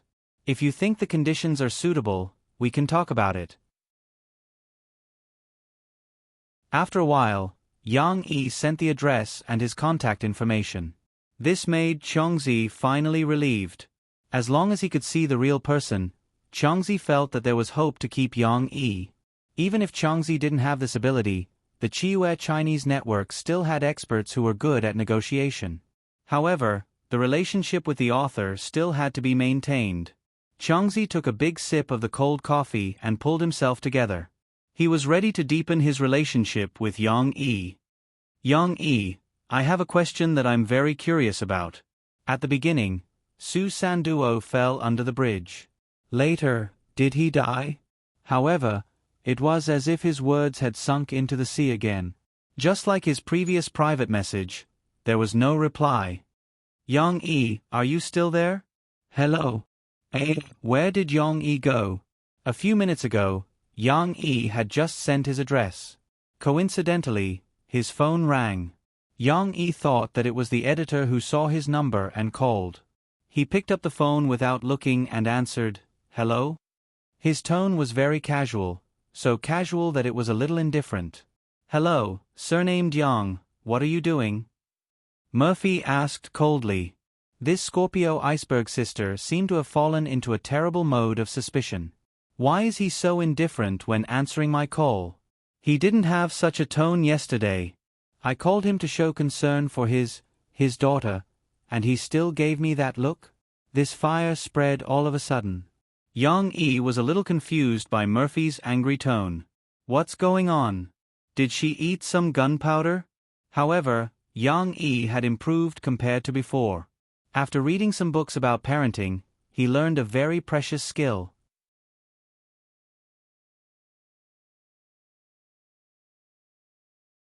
Chapter 49. He had to consider other people's feelings. The books talked about how in modern families, if they spoiled their children too much, it would easily cause them to become selfish or self-centered. But if he wanted to teach his children to think for others, he first needed the parents to set an example. And Yang Yi, this guy, seemed to have never thought about other people's feelings. As an assassin who grew up amidst endless killings, he had always stubbornly believed that he survived with his own ability, and lived freely with his own ability, so why should he consider other people's feelings? But now his identity was different, and he had a cute daughter to worry about. Yang Yi had to change his way of thinking and become a normal person. And consider other people's feelings. For example, in this situation, why did Murphy suddenly lose her temper? Yang Yi analyzed it for a while and felt that it was probably because Mo Fei had been running around during this period of time, and she was so busy that her feet barely touched the ground. That was why she became anxious and irritable. SNS sent out notifications again. Yang Yi, of course, had no intention of paying attention to it. He directly closed SNS, along with his computer, and turned it off. Tonight, he played with Shishi for a long time, and then talked with editor Chongzi for a while. After he finished the call with Murphy, it was almost time for him to go to bed. It seemed like he missed something. "Chongzi, you didn't consider my feelings."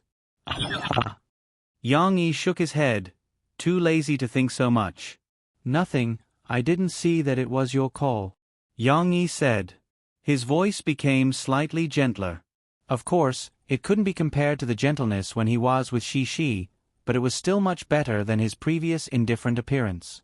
Murphy felt the change in Yang Yi, and her stomach full of resentment had mostly dissipated, but her mouth was unforgiving. Humph, if it wasn't me who called you, who else could it be? You're busy until so late again? Yang Yi asked. Mo Fei's ordinary concern was unexpectedly useful to her. Her heart felt warm, and her tone became more amiable. Tired. Murphy changed to a more comfortable position on the bed and lay down. Only then did she let out a comfortable snort. Her voice was full of weariness. All right, then sleep early. Yang Yi scratched his head. He didn't know what to say. Hey, surnamed Yang, are you disgusted with me? You don't want to call me? Just let me sleep early?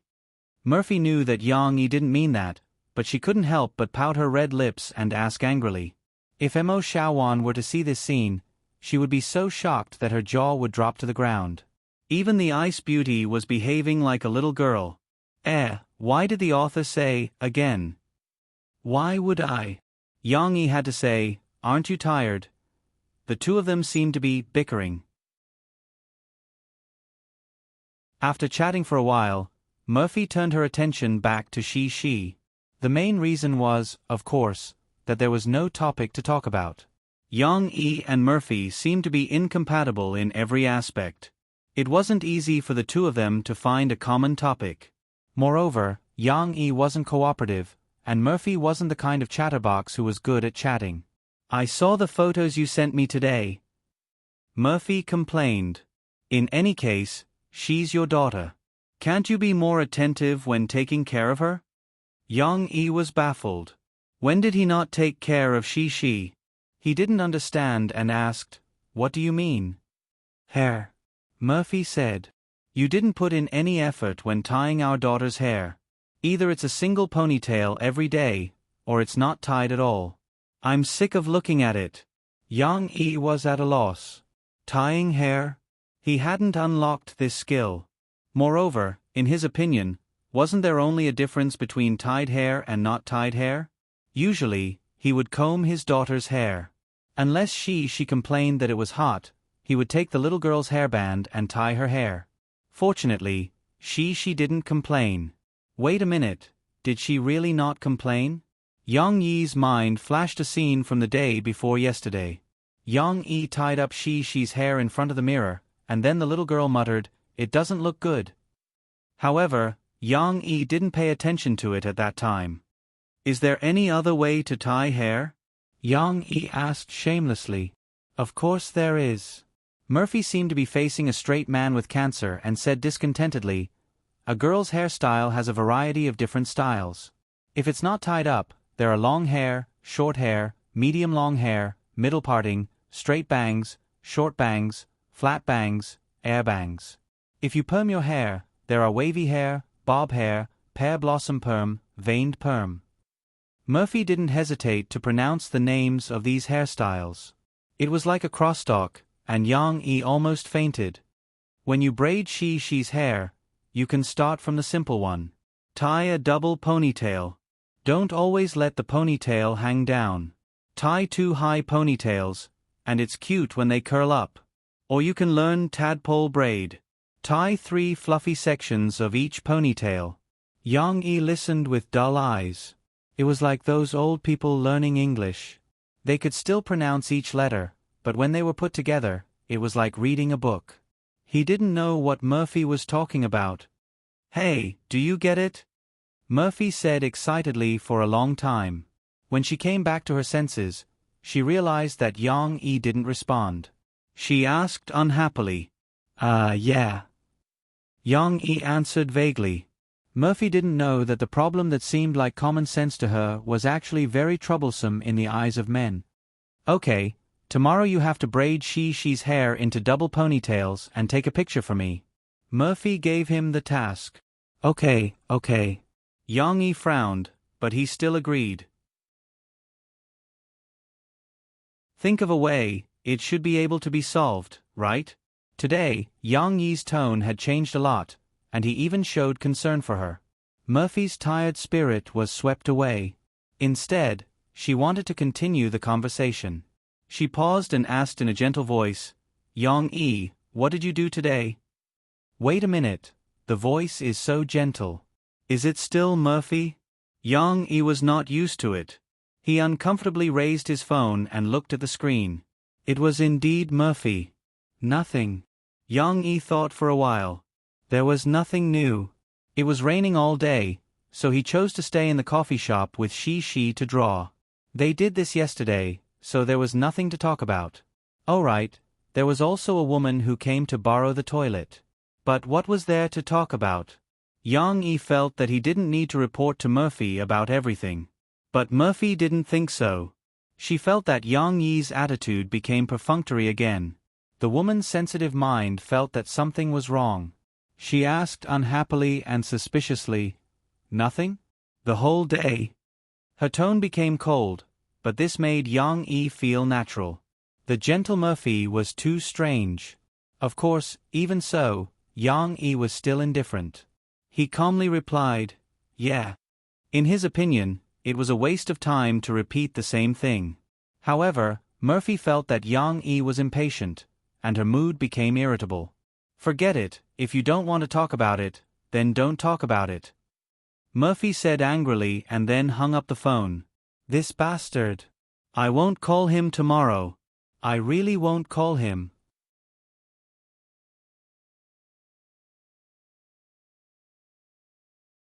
Chapter 50. The continuous drizzle for several days finally stopped. There were a few white clouds floating in the sky. The sky was blue and clean. The warm sun also made the damp and cold air of last night just right. However, Yang Yi didn't intend to take Shi out to play today. Because there were a few customers in the coffee shop? Today, a few students from Zhongqing Media University went to the canal for a walk and accidentally found Yang Yi's coffee shop. Out of curiosity, they clustered around and bought a few cups of coffee. Of course, the customers were two handsome and rich boys. It seemed that the two girls weren't in a relationship with them. Or rather, they weren't lovers yet. The boys naturally wanted to show off their feathers like peacocks. Well, even if it was takeout, it also added some popularity to Yang Yi's shop. However, this wasn't the reason why Yang Yi didn't take Shi out to play. He was having a headache about how to tie Shi's hair. Moreover, he had to tie a double ponytail tadpole braid according to Murphy's request. "Is this okay?" Yang Yi held one side of Shi's hair with his hand and asked for the little girl's opinion. There was a glass wall in the shop that was as smooth as a mirror. Shi sat facing the glass wall and let her father comb her hair obediently. However, although Shi was obedient, she didn't approve of her father's skills.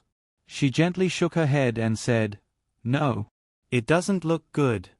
"Wait a minute." Yang Yi put down Shi's hair and took out his phone in distress. He opened the page just now and studied it carefully again. The first step is to split the hair into two sides and tie up one side. There were tutorials on the internet. However, it looked simple but was difficult to do. How to split the hair into two sides. The little girl in the picture didn't split her hair from the middle. There was more on one side and less on the other. It looked more comfortable. However, who could tell Yang Yi what was the ratio? 1:4, 2:3, or 2:5. There was a second step. The second step is to tie up the next section with a colorful rubber band and loosen it with your hands. Which section was the next section? How long was it? What the hell was liaison? After waiting for Shi to wake up in the afternoon, Yang Yi still couldn't find the key points after nearly 2 hours of searching. He felt like he was going crazy. His hands, when holding the knife, could create a bloody storm above, and could also carve exquisite woodwork below. Such strong and nimble hands. How could they not do such a small thing? "Hey, Shi, tell me, what should I do to make it look good?" Yang Yi couldn't help but ask. However, Shi didn't give any advice. She pressed her little finger against her cheek and tilted her head to think for a while before saying, She doesn't know either. Mom was the one who did She's hair. Mom did it so well. Ring ring. A guest pushed open the door and entered. Before Yang Yi could turn his head, a gentle voice was heard. What are you two doing?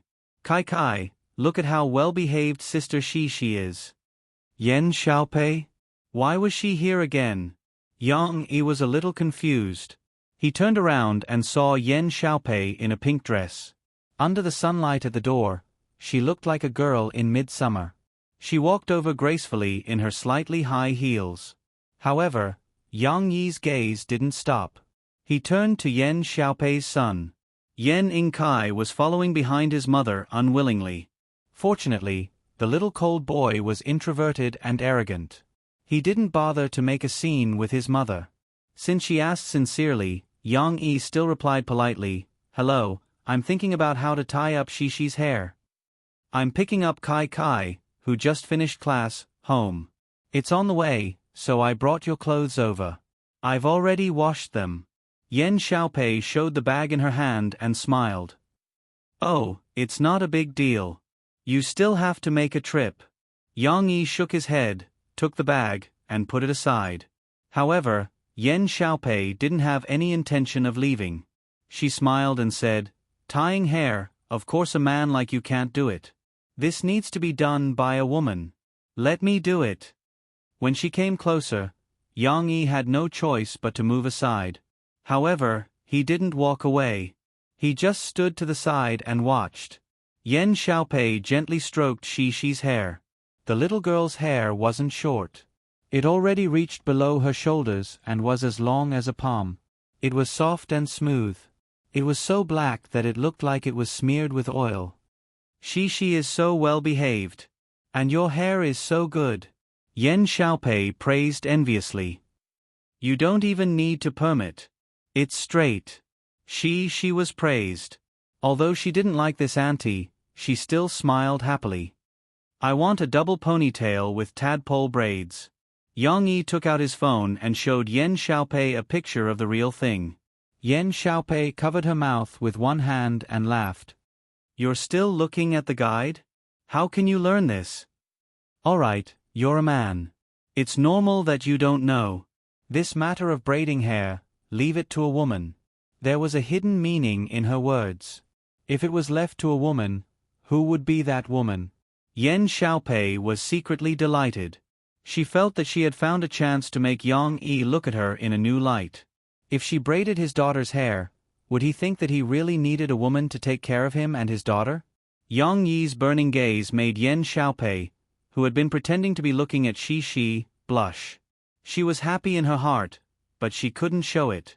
It was so hard. Looks like all the effort I put into dressing up wasn't in vain. Yen Xiaopei puffed out her slightly high padded chest. However, Yen Xiaopei didn't know that Yang Yi's attention wasn't on her. Instead, he was looking at Yen Xiaopei's every move, engraving it in his mind. The point is that you have to push it up a little. One side is loose while the other side is tight. Only then can you make an arc tadpole braid. Yen Xiaopei explained absent-mindedly, but her hands were skilled. In a short while, she had finished braiding Shi's hair. Come, take a look. Yen Xiaopei stood up and said with a smile. She said this to Shi, but in reality, she was secretly looking at Yang Yi. It looks good. She happily clapped her hands. However, Yang Yi sat down in high spirits. He reached out to untie the rubber bands and said, I think I understand it. Let me try. At this moment, Yen Xiaopei noticed that Yang Yi didn't look at her. Her eyes became a little bitter. However, she still leaned over, bent down, and reached out to guide Yang Yi. Inadvertently, their hands touched. Yang Yi frowned slightly and moved his hand away without a trace. Of course, tying the hair was more important. Yang Yi's learning ability was very strong. After seeing Yen Xiaopei do it once, he imitated her and tied Shi's hair. Papa also did it well. She giggled. At this time, Yang Yi smiled with satisfaction. He stood up and gratefully looked at Yen Xiaopei. Thank you so much. If it weren't for your help, I don't know what to do. In fact, this was also a threshold problem. With a master to guide him, Yang Yi learned quickly. If you really want to thank me, then treat me to a cup of coffee. Yesterday, I felt that your coffee was very delicious. Yen Xiaopei gently covered her mouth and smiled. Summer Girl's eyes were like silk, and the electric current was as high as tens of thousands of amps.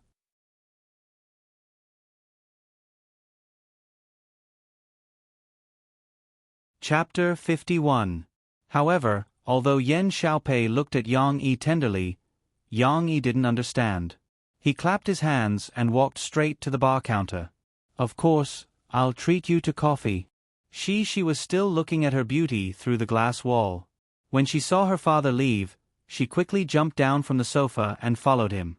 Yen Xiaopei glanced at Yang Yi's back with a bit of bitterness. Tens of thousands of amps of electricity were wasted. She looked back at Yen Yingkai, who was staring at her shoes, and reached out to pull him back. However, the unhappy little cold boy refused. He walked around his mother's hand and walked in front of her. Go play with little sister Shi. As a big brother, you have to take good care of little sister Shi. Yen Xiaopei didn't lose her temper. Instead, she persuaded him gently. Shi took the first step and took her seat. It was the one closest to her father among the few high chairs in front of the bar counter. Although it was a little high, Cici still climbed up quickly. This little girl's athletic talent was quite high. I want a drink too. She looked at her father eagerly. Yang Yi gestured to Yen Xiaopei, who was sitting next to him, apologetically. Then he said to Shi, you can't drink coffee yet. Dad will make it for you and Grandma. She didn't have to drink coffee. She had asked for it before. However, after Yang Yi gave her a small sip, the little girl never mentioned coffee again. It was because Yang Yi was too evil. He gave Cici the most bitter and astringent espresso.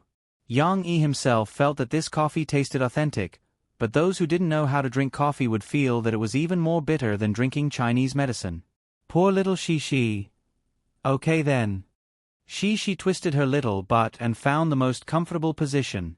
She leaned against the back of the chair and said, but she wants to drink from a cup. In the past, she had always used a milk bottle, but she felt that she had grown up. Yes, I have to be like this auntie and drink from a cup. Good. Yang Yi was very obedient to his daughter. By the way, Xiao Kai, do you want some milk too? Yang Yi asked without looking up as he poured the milk. Yen Yingkai pouted and stood at the back. He lowered his head and kicked his mother's chair. Although it wasn't very intense, he was still emotional. Hurry up and thank Uncle Yang Yi. Yen Xiaopei pulled him to the front, but Yen Yingkai turned his head away stubbornly. Yang Yi moved quickly and brought over 2 cups of steaming hot milk. There was a small silver spoon on top of each cup. It's a little hot. Xiao Kai, don't be in such a hurry to drink it. Yang Yi smiled gently. With Yen Xiaopei taking care of them, Yang Yi went back to making coffee with ease. Today, let's try Yerga espresso. This may be more suitable for women. Yang Yi smiled and brought the cup in front of Yen Xiaopei. This coffee bean is not easy to buy. The ones that can be bought in the market are not very authentic. Fortunately, I still found a good supplier. Before drinking the coffee, Yen Xiaopei smelled a mellow fragrance, which felt a little like the fragrance of the jasmine flowers in her shop. Yang Yi hesitated for a moment, but still took the sugar jar and said, it's best to drink this coffee without sugar. If you add sugar, it will affect your taste buds. But you don't drink coffee often, so you may not be able to accept the bitterness. It's better to mix it according to your taste. Thank you. Yen Xiaopei smiled and said, this Yerga espresso you mentioned, why haven't I heard of it? What's its background? It's a big deal. Talking about the topic that interested him, Yang Yi became a little excited. It's normal that you haven't heard of Yerga espresso. Many people only know about cappuccino, latte, mocha. What are these? Yen Xiaopei asked curiously. I haven't heard of them either. Oh right, in this world, there was no such thing as these. Yang Yi could only laugh and said, that's just different ways of drinking coffee. But in fact, from the very beginning, there are many differences between coffee beans. Only those who have studied coffee will pay attention to the types of coffee beans.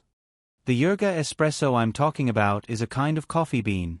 It's produced in a large country in northeastern Africa, in a small town at an altitude of 1,800 to 2,000 meters. Yang Yi said, there's coffee in Africa? Yen Xiaopei was surprised.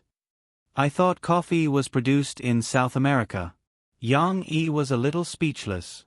He said, are you talking about North America? Cuba is a country in North America, or Central America. Some of the countries in this world were translated differently from the previous world. Yen Xiaopei shyly stuck out her tongue, looking very playful. In fact, the origin of coffee is very early. It was first discovered in Africa, in a region called Kaffa. That's why the name coffee evolved. Yang Yi explained, coffee is grown all over the world, mainly in Africa, Indonesia, and Central and South America. But of course, Cuba is more famous. If Yang Yi were to talk about this topic, he could talk non-stop for an entire day. However, Yen Xiaopei seemed to be a little absent-minded. She actually didn't have much interest in coffee beans. Instead, her attention was on Yang Yi's robust face and muscular arms. Drink it while it's hot. Yang Yi noticed this and lost his interest. He pointed at the coffee that was no longer emitting steam and said, don't worry. Yen Xiaopei poured a lot of sugar. She really didn't like the bitter taste of coffee. She elegantly took a sip, and her eyes suddenly lit up. How is it? Not bad, right? Yang Yi chuckled. It's delicious. Yen Xiaopei sincerely praised. In the taste, there's a kind of, how should I put it, the feeling of fruit wine. Yes, the coffee here has a very unique citrus and lemon fruit aroma. Yang Yi said, of course, I only roasted it in a medium degree to maintain its soft sour taste. If I roast it in a deeper degree, the fragrance will be stronger. But isn't it that unique sour taste? As they slowly chatted, Yen Xiaopei drank the second cup. But she really didn't have any interest in the origin of coffee. Gradually, she changed the topic. Yang Yi, why did you suddenly think of tying Shishi's hair today? Yen Xiaopei curiously asked. Yang Yi was scrubbing Shishi and Yen Inkai's cup of milk. He casually answered without raising his head, oh, her mother said that I didn't tie it well, so she gave me a task. The cup in Yen Xiaopei's hand shook. Fortunately, the coffee didn't spill out. She put down the cup, forced a smile and said, I see. Shishi is so beautiful. Her mother must be a great beauty too, right? Yen Xiaopei's heart was bitter, but she pretended to be nonchalant. Shishi, who was staring at brother Shao Kai, immediately turned around and said loudly, my mom is the most beautiful. Yang Yi smiled faintly. Yes, Shishi inherited more of her mother's genes. Fortunately, she's not as burly as me. But why don't I see your wife? Yen Xiaopei felt that the coffee she drank was like a fermented fruit. It was sour, but she couldn't do anything. She could only force herself to be alert. My mom is on a business trip. She answered on behalf of her father. The last bubble burst. I see. If there's a chance, I'd like to get to know her. Yen Xiaopei drank the coffee in her cup. It was abnormally bitter. So much sugar seemed to be useless. She didn't want to listen to Yang Yi's words. She just wanted to leave this place as soon as possible and escape far away. As a woman who had been hurt by a mistress, Yen Xiaopei wanted to pursue her own love. She didn't want to destroy other people's happiness. All the previous questions seemed to have been answered. No wonder he was indifferent. It turned out that his heart belonged to someone else. P.S. Okay, the side character got her bento. Don't worry about her kicking the female lead away. However, although she doesn't have any scenes, the aftermath is still fermenting. Stay tuned.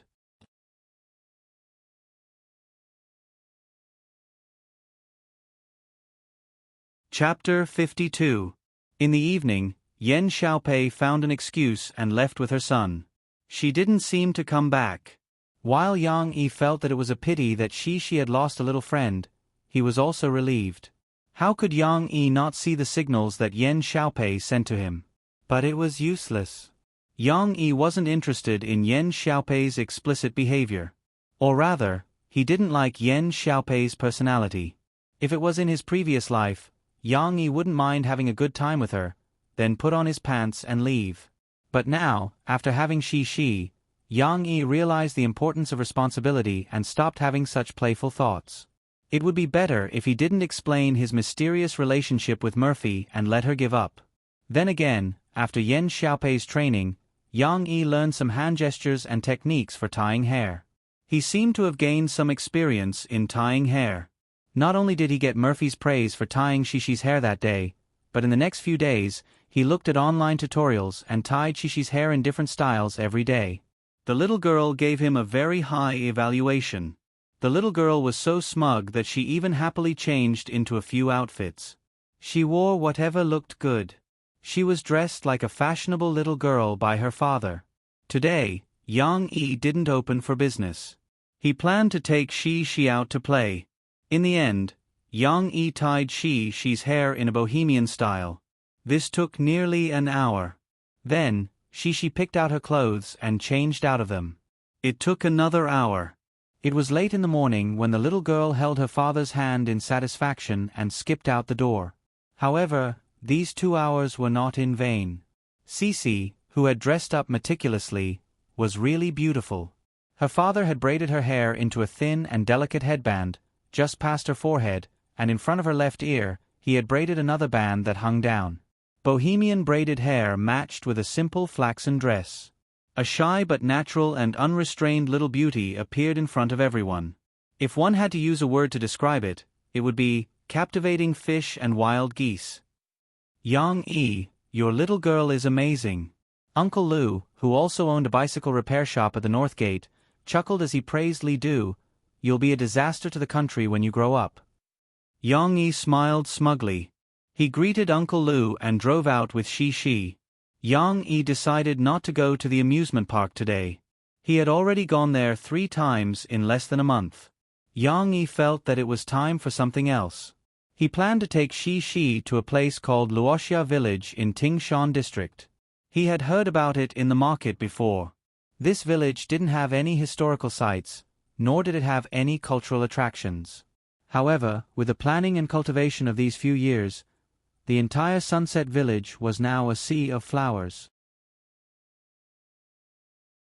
Tender yellow rape flowers, light purple dragon sprouts, pink Persian chrysanthemums. It was said that this place had become a popular scenic spot for people in the city to visit on weekends. Yang Yi naturally wanted to take his daughter to such a fun place. Tyrannical Wolf's burly figure was very conspicuous on the road of Jiang City Media University. Along the way, he was surrounded by many students. Yang Yi only rolled down the car window when he drove out of the school and onto a straight and wide road. He felt the cool breeze blowing from the car window. Yang Yi was wearing sunglasses. His right hand was on the steering wheel, but his left arm was resting leisurely on the car window. This kind of carefree feeling made him feel like he was back in the Middle East. Of course, he knew that there were no dangers lurking everywhere. He didn't need to be so tense. Because of Tyrannical Wolf's sturdiness, which Yang Yi had tried, Shi was allowed to sit in the child's seat. Looking at the open scenery in front of her, the little girl was in a brilliant mood. Let's go see the flowers. Let's go see the flowers. She seemed to be humming a tune with an inexplicable melody. It was really convenient to have a car. In less than half an hour, Yang Yi and the rest arrived at Luoxia Village. After spending money to buy the tickets, they could still drive the car in. Of course, they had to park the car in the village's converted old grain sunning field. Originally, they could drive themselves, but there were too many tourists, which blocked the village road. Later on, the rules were changed. This gave the tourists more space to relax and enjoy the scenery. As soon as the car was parked, Shishi couldn't wait to unbuckle the child's seat and open the door to get out. Don't rush. Yang-yi held the little girl and smiled. What if you fall down? Tyrannical Wolf's chassis was very high. Yang-yi wasn't in a hurry. He rolled up the car window and reached into the back seat to take the big backpack. Then, he got out of the driver's seat and went around to the door of the passenger's seat to carry the little girl out. Put on your hat. Yang-yi handed over a big sun hat. However, she didn't want to. She begged. It doesn't look good. Papa, she won't wear it, okay? It turned out that the little girl was afraid that the hat would mess up her beautiful braided hair. Yang-yi had no choice but to carry Shishi and hold up a big umbrella to help Shishi block the scorching noon sun. Papa, I'm hungry. Shishi was actually very comfortable in her father's arms, but after walking for a while, her excitement died down and she felt her stomach growl. Let's find a place first. We're going to have a picnic today, Yang-yi said with a smile. Although there were several rural restaurants in the village for tourists, Yang-yi had checked that someone on the internet recommended an outdoor picnic, so Yang-yi had prepared everything early in the morning. What's a picnic? Shishi asked curiously. Soon, she had the answer. Her father took her through the small roads in the village and came to a shady little forest. They found a clean and shady grassland. Shishi stood to the side and curiously watched her father take out a stack of cloth from the big backpack. She asked puzzledly, Papa, aren't these our curtains? Ahem, I didn't have time to buy a special picnic cloth, so I used this for the time being. Yang-yi was a little embarrassed. After spreading out the curtains, the picnic cloth, Yang-yi began to take out boxes of food from the backpack. There were insulated boxes and transparent plastic boxes, which were neatly placed together.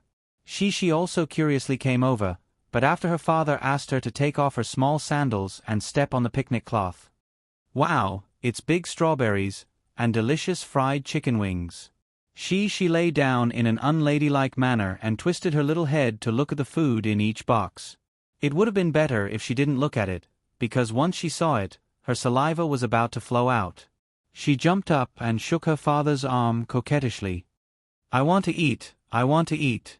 After Yang-yi made fried chicken wings for the little fellow before, she was fascinated by the taste of this kind of fried food. Of course, it was unhealthy to eat too much fried chicken wings or fried food. So Yang-yi changed the cooking method, marinating the chicken wings with lemon and other ingredients, and then frying them in a pan of oil. At the same time, Yang-yi also put lemon slices in the box. When eating later, a little lemon juice could be squeezed on the cold-cut chicken wings. This not only retained the original taste of the chicken wings, but also reduced the greasy degree of the fried food. The name of this dish was lemon chicken wings.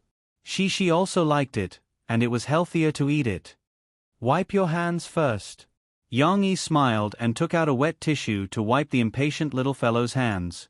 He said, Don't worry, there's a lot of delicious food.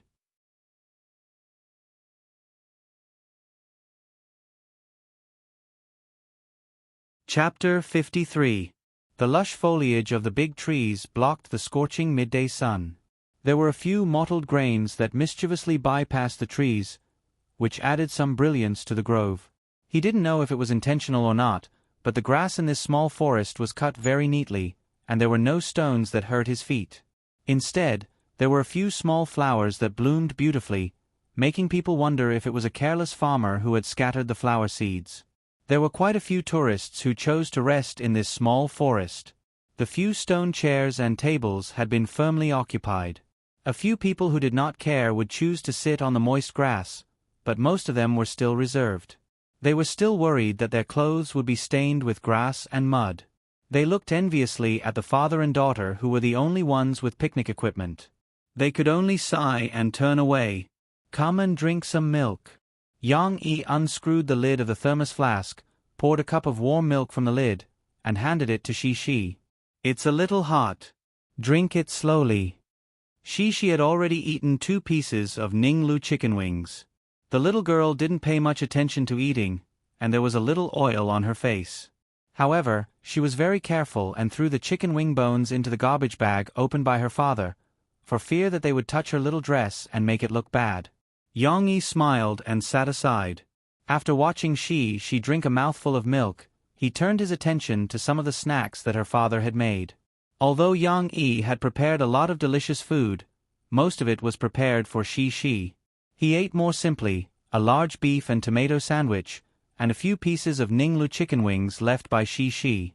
Then, he slowly drank the fine black tea that he had brewed and watched the little girl's performance.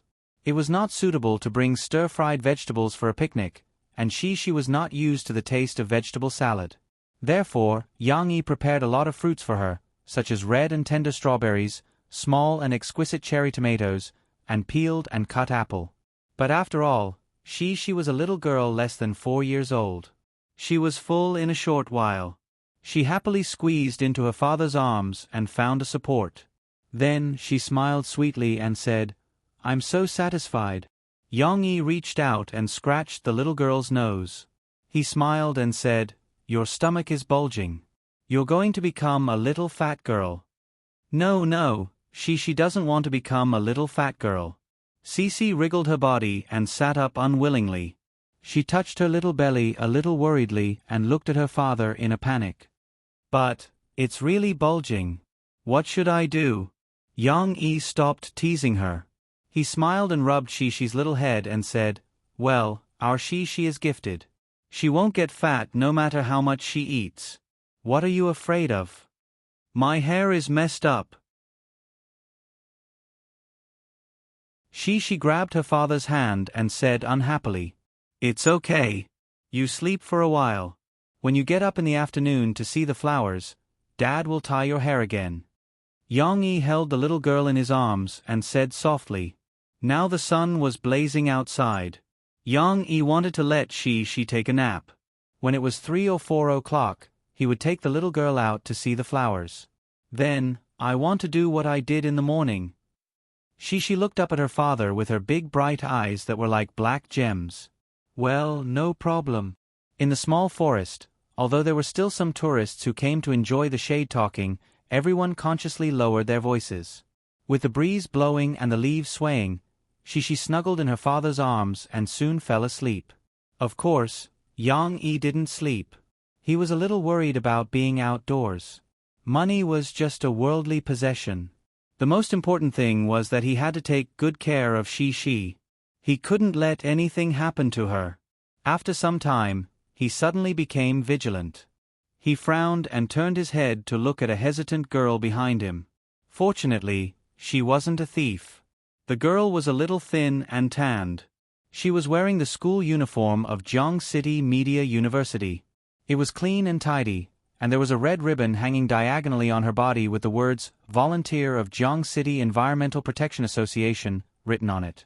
Yang-yi's sharp gaze swept over her, giving her a fright. The girl was like a little rabbit, shy and flustered, ready to run away. After seeing her school uniform, Yang-yi's eyes softened. He wondered, "Am I so scary? Is there anything I can help you with?" Yang-yi lowered his voice and took the initiative to ask. The timid girl plucked up her courage and walked over. She glanced at she, who was sleeping soundly, and said softly, "Please clean up this later. If there's any trash, please take it away." She gestured with her hand to the boxes, jars, and other miscellaneous items that Yang-yi had placed on the tablecloth. It turned out that she was here to remind the tourists to take care of the environment and to clean up the trash that they left behind. Yang-yi nodded at her and made an okay gesture. Yang-yi had originally planned to clean up, but because she was taking an afternoon nap, Yang-yi decided to leave it for the afternoon. He didn't expect to be targeted by the environmental protection volunteer. Of course, the thin and shy girl wasn't just taking care of him. After seeing her leave, Yang-yi walked towards the other tourists. Along the way, she bent down and picked up the water bottles and tissues that others had dropped. Then, she threw them into her own trash bag. In the afternoon, she had slept enough. When she woke up, she wasn't angry. Yang-yi poured some water on her small towel and wiped her face clean. Then, he helped her tidy up her messy hair and tied it up again. "Let's go quickly. The little girl excitedly lifted her skirt and couldn't wait to jump up and down. Wait for Dad to clean up. Yang-yi repacked the food boxes and put them back into his backpack. He cleaned up the trash into the trash bag and folded the tablecloth in an orderly manner. When they reached the field behind the village, Yang-yi couldn't help but exclaim, "Wow, this is good." The field of flowers seemed to have connected into a boundless sea of flowers. Of course, there was still a boundary. It was a boundary made up of different colors. The dazzling yellow rape flowers were separated by red hibiscus, and at the end of the red, there were purple dragon sprouts and pink Persian chrysanthemums. This sea was colorful, as if it was an oil painting with rich colors. "It's so beautiful." Cece also couldn't take it all in, and her big eyes revealed a blurred expression. She, come, Dad will take a picture of you." Yang-yi took out the SLR camera that he had just received yesterday and directed Shi to take a concave pose. Previously, Murphy always said that the photos he sent were blurry. Humph, it's time to show my real skills. Although Yang-yi didn't learn photography professionally, he was someone who often used cameras. In his previous life, he used cameras to secretly take photos and formulate action plans. Zoom, focus, click. It seems like something is missing. It seems like the ISO, aperture, shutter speed, and a series of other parameters are not adjusted. It doesn't matter. I'll turn it on auto mode and slowly learn in the future. I want to see it too. As soon as they finished shooting, Cece couldn't wait to come over and see the results. Ahem, the photo just now was blurry. Dad deleted it. Let's take another one.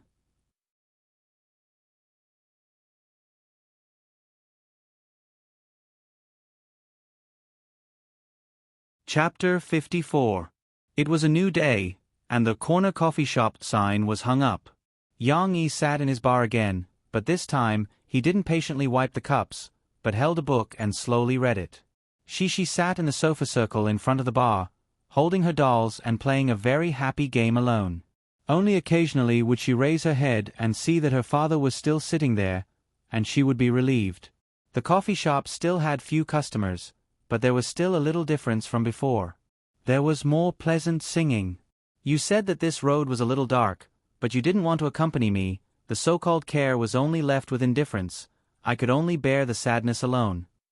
In the four inconspicuous corners of the shop, there were newly bought stereos. Murphy's faint singing, under the contrast of the stereo sound of the high hi-fi equipment, was more lingering and heartbreaking. Actually, her song is not bad. Even if she didn't take it by force, I would still leave a place for her. Yang-yi was tired of reading. Sometimes, he raised his head and looked at the album on the work surface under the bar, secretly thinking in his heart. This was Murphy's most successful album in the year, called Same as the Road, and Yang-yi had just listened to Murphy's most popular song so far, the title song of the album, Same as the Road. At that time, Murphy's album sold platinum records, and also pushed her to the throne of the Iceberg Song Queen. After Yang-yi listened to it, he couldn't help but praise the excellence of this album. Moreover, the song, Same as the Road, was really good. The story told by the lyrics was heartbreaking, and Murphy's unique and cold voice interpreted this emotion to seem ordinary, but it couldn't help but be sad. Even if he was very familiar with Murphy, after listening to this song, Yang-yi couldn't help but want to give her a hug, and wanted to understand the past described in her song. Of course, this song was written by someone else, and it was about someone else's story, but Murphy's voice was very special. If one had to use a reference to describe it, then her voice had a Mei's range, Wang Fei's coldness, and Dimo Wanwei's loneliness and sorrow. If one listened carefully, Yang-yi's sharp ears would be able to detect milk tea's sentimentality hidden in the depths of her voice. It was just that Mo Fei's sensibility was hidden in the corner of every lyric and hidden in her superb singing skills. About this singing technique, Yang-yi remembered reading a background introduction about Murphy on the internet. Many years ago, Murphy's mother was also a singer in Harbor City. But at that time, Harbor City was in its golden age, and there were many talented people. Murphy's mother couldn't even make it to the second or third tier singers, let alone compare with Murphy's achievements now. However, Murphy had been taught by her since she was a child, so she had a good voice and was familiar with all kinds of singing techniques. Therefore, from the moment she debuted, she was able to sing very difficult songs, which stunned many management companies and songwriters. But why was it that as time passed, she gradually hid her emotional side? Yang-yi couldn't understand this question. Just as he shook his head and was about to continue reading, the wind chime at the door rang. There were customers. Yang-yi raised his head and saw two men wearing glasses standing there. The one in the lead was wearing a pair of black-framed glasses, while the young man standing slightly behind was wearing a pair of round glasses that looked a little silly. He looked a little bit like a two-dimensional character. Of course, it was obvious that the young man with round-framed glasses was a little embarrassed. When he made eye contact with Yang-yi, he subconsciously looked away. Presumably, he wasn't very good at dealing with people. They looked around the overly deserted coffee shop, and their expressions were a little confused and hesitant. They didn't look like customers, so they just stood still at the door. You two, what would you like to drink? Yang-yi had no choice but to take the initiative to greet them. Boss, I'm sorry, we're looking for someone.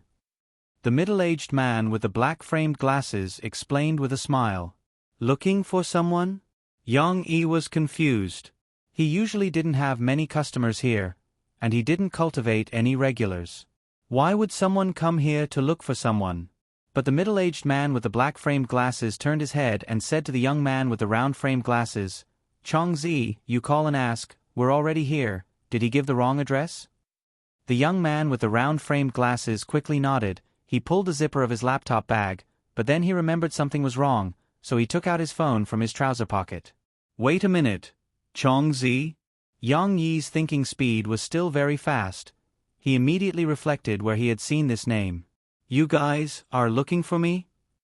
Yang-yi shook the buzzing phone in his hand, looked at the other party helplessly and said, You're Yang-yi? The young man with the round-framed glasses asked in surprise. I'm the real deal, do you want to see my ID? Finally, they confirmed each other's identity. The two people who came were Hu De, the editor-in-chief of Chiyue Chinese Network, and Chongzi, the editor in charge of Yang-yi. Yang-yi, you used to be a soldier? When Hu De got closer, he saw Yang-yi's height and figure. He asked in surprise. Yes. Yang-yi nodded. Hu De suddenly realized, he said, no wonder the military novels you wrote resonated with so many readers.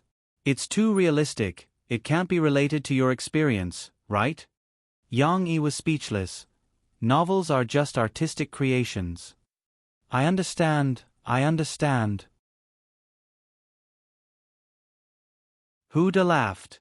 Chongzi was diligent in asking questions on the internet, but in reality, he was a little embarrassed to speak, except for shaking hands with Yang-yi at the beginning.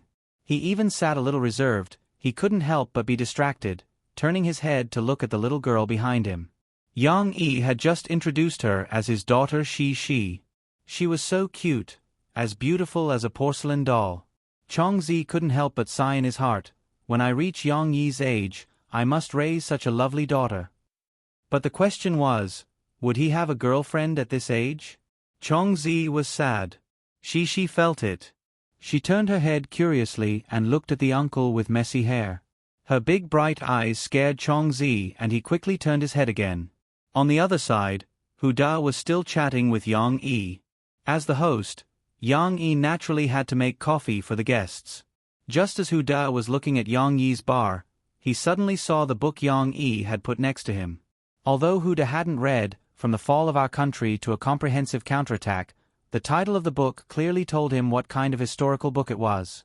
Hu De had a flash of inspiration, and he took the initiative to ask, Yang-yi, the new book you told Chongzi about, are you going to write a story that takes place during the resistance against the invasion? Yang-yi was grinding coffee beans.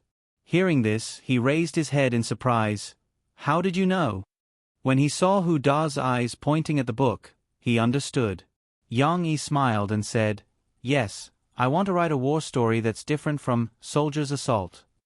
It's more hot-blooded and exciting. Listening to Yang-yi's simple description, Hu De secretly clenched his fists. Hot-blooded and exciting, wasn't that what he wanted? A military novel that was closer to the rhythm of online literature.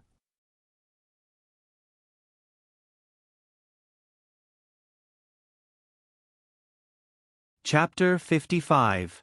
What kind of theme will it be? Huda asked tentatively.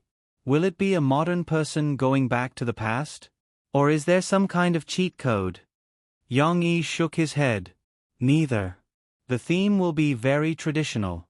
It will be a story about an ordinary regiment commander. Huda was a little disappointed, but he also felt relieved. From the previous assault of the soldiers, Yang Yi was more familiar with traditional writing methods. If Yang Yi were to write a web novel, he might not be able to write a story as good as this one. Plus, the reason why he valued Yang Yi so much was because Yang Yi could write good traditional military stories. There were a lot of military writers on the Chiwe Chinese network, and there was no lack of outstanding ones. But only Yang Yi could help the Chiwe Chinese network win over more netizens from the hardcore web. Huda smiled half seriously and half respectfully. I believe in Yang Yi's writing style. It will definitely be very interesting. Yang Yi smiled faintly and did not reply. After a while, he brought 2 cups of coffee over. Mandeli, you guys are in luck. I just finished roasting a batch of raw beans the day before yesterday. It will taste the best if you drink it these few days. In this world, the coffee beans were not called Mandeli, but Yang Yi still liked the name. He searched for half a day at the supplier's place before he found 2 cans of Sumatra Mandeli. It seemed that the people in this world did not treat it as a treasure. Instead, Yang Yi bought it back at a low price.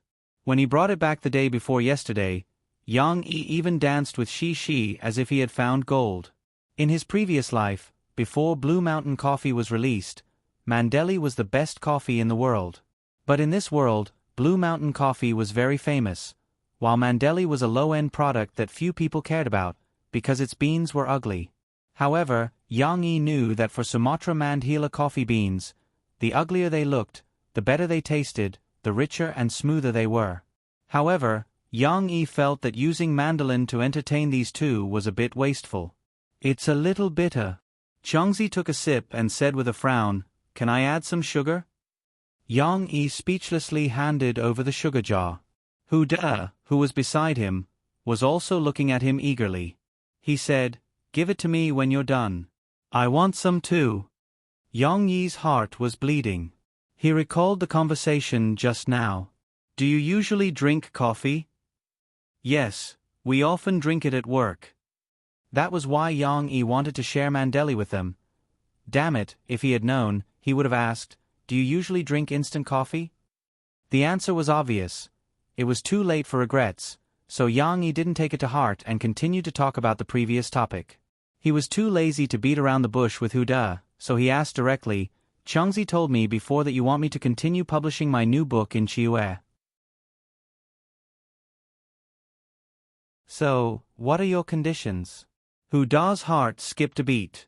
He knew that this was not going to be easy. Most of the authors in Chiwe were otakus. When they were negotiating with the website, they generally didn't know how to fight for better benefits for themselves. Of course, Chiwe had its own strength and stubbornness to say no to the authors who made the request. Only a few authors who had been famous for a long time were familiar with some of the unspoken rules in the online literature industry. They were also in contact with some of Chiwe's competitors. Only then could they have the ability to make Chiwe back down. However, Yang Yi was a new writer. Before Huda came, he felt that he had a high chance of persuading Yang Yi without much effort. However, the situation now seemed to be different. First of all, Yang Yi wasn't an otaku author. He didn't look young, and he had a daughter. No matter how much Huda talked about ideals, he couldn't fool Yang Yi. Secondly, Yang Yi had his own business. Looking at this coffee shop, it was obvious that this man didn't lack money. So, if Huda's conditions were too low, he wouldn't care.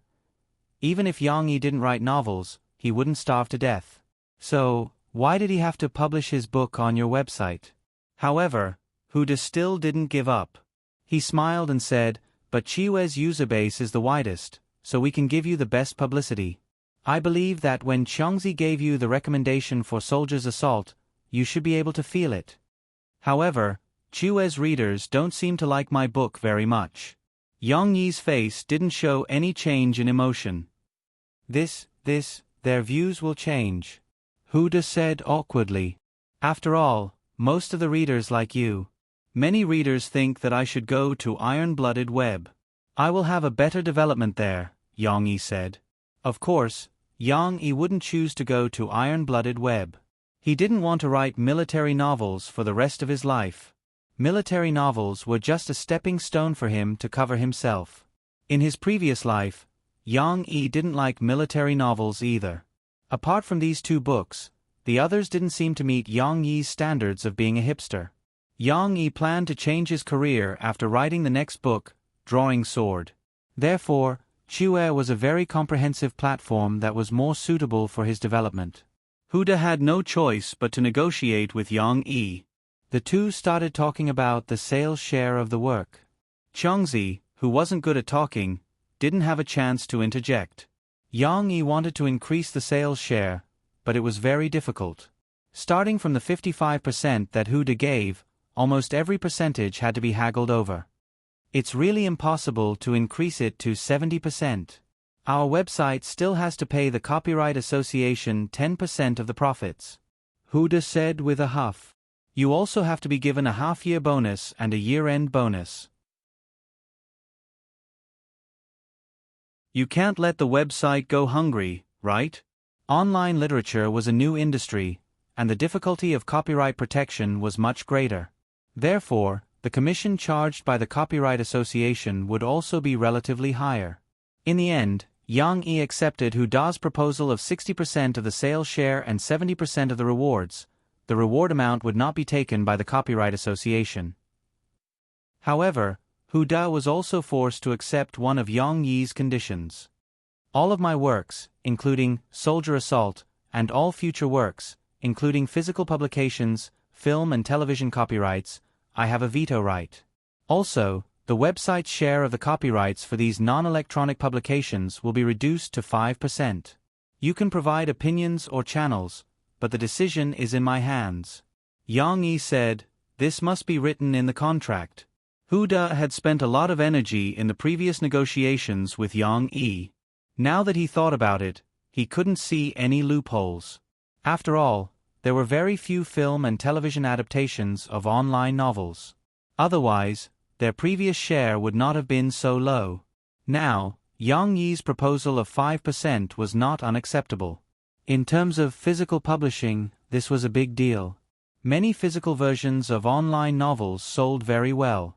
However, Yang Yi only had a few books, so Huda felt that it would not hurt to have a smaller share. Moreover, as long as the website still had the right to share the profits, it didn't matter which publishing house published it. Moreover, Huda's main purpose for coming this time was to keep Yang Yi for reading. He wanted to use Yang Yi's works to compete with Iron-Blooded Web for readers. Since these goals could be met, Huda felt that he could compromise on these seemingly insignificant copyright issues. Then, I wish us a happy cooperation. Seeing Yang Yi sign the modified electronic contract, Huda smiled and extended his right hand to Yang Yi. Yang Yi narrowed his eyes and held Huda's hand tightly. He said calmly, "Happy cooperation." In fact, Yang Yi was overjoyed. He felt that these 2 cups of Mandel-Lin were worth it, not at all.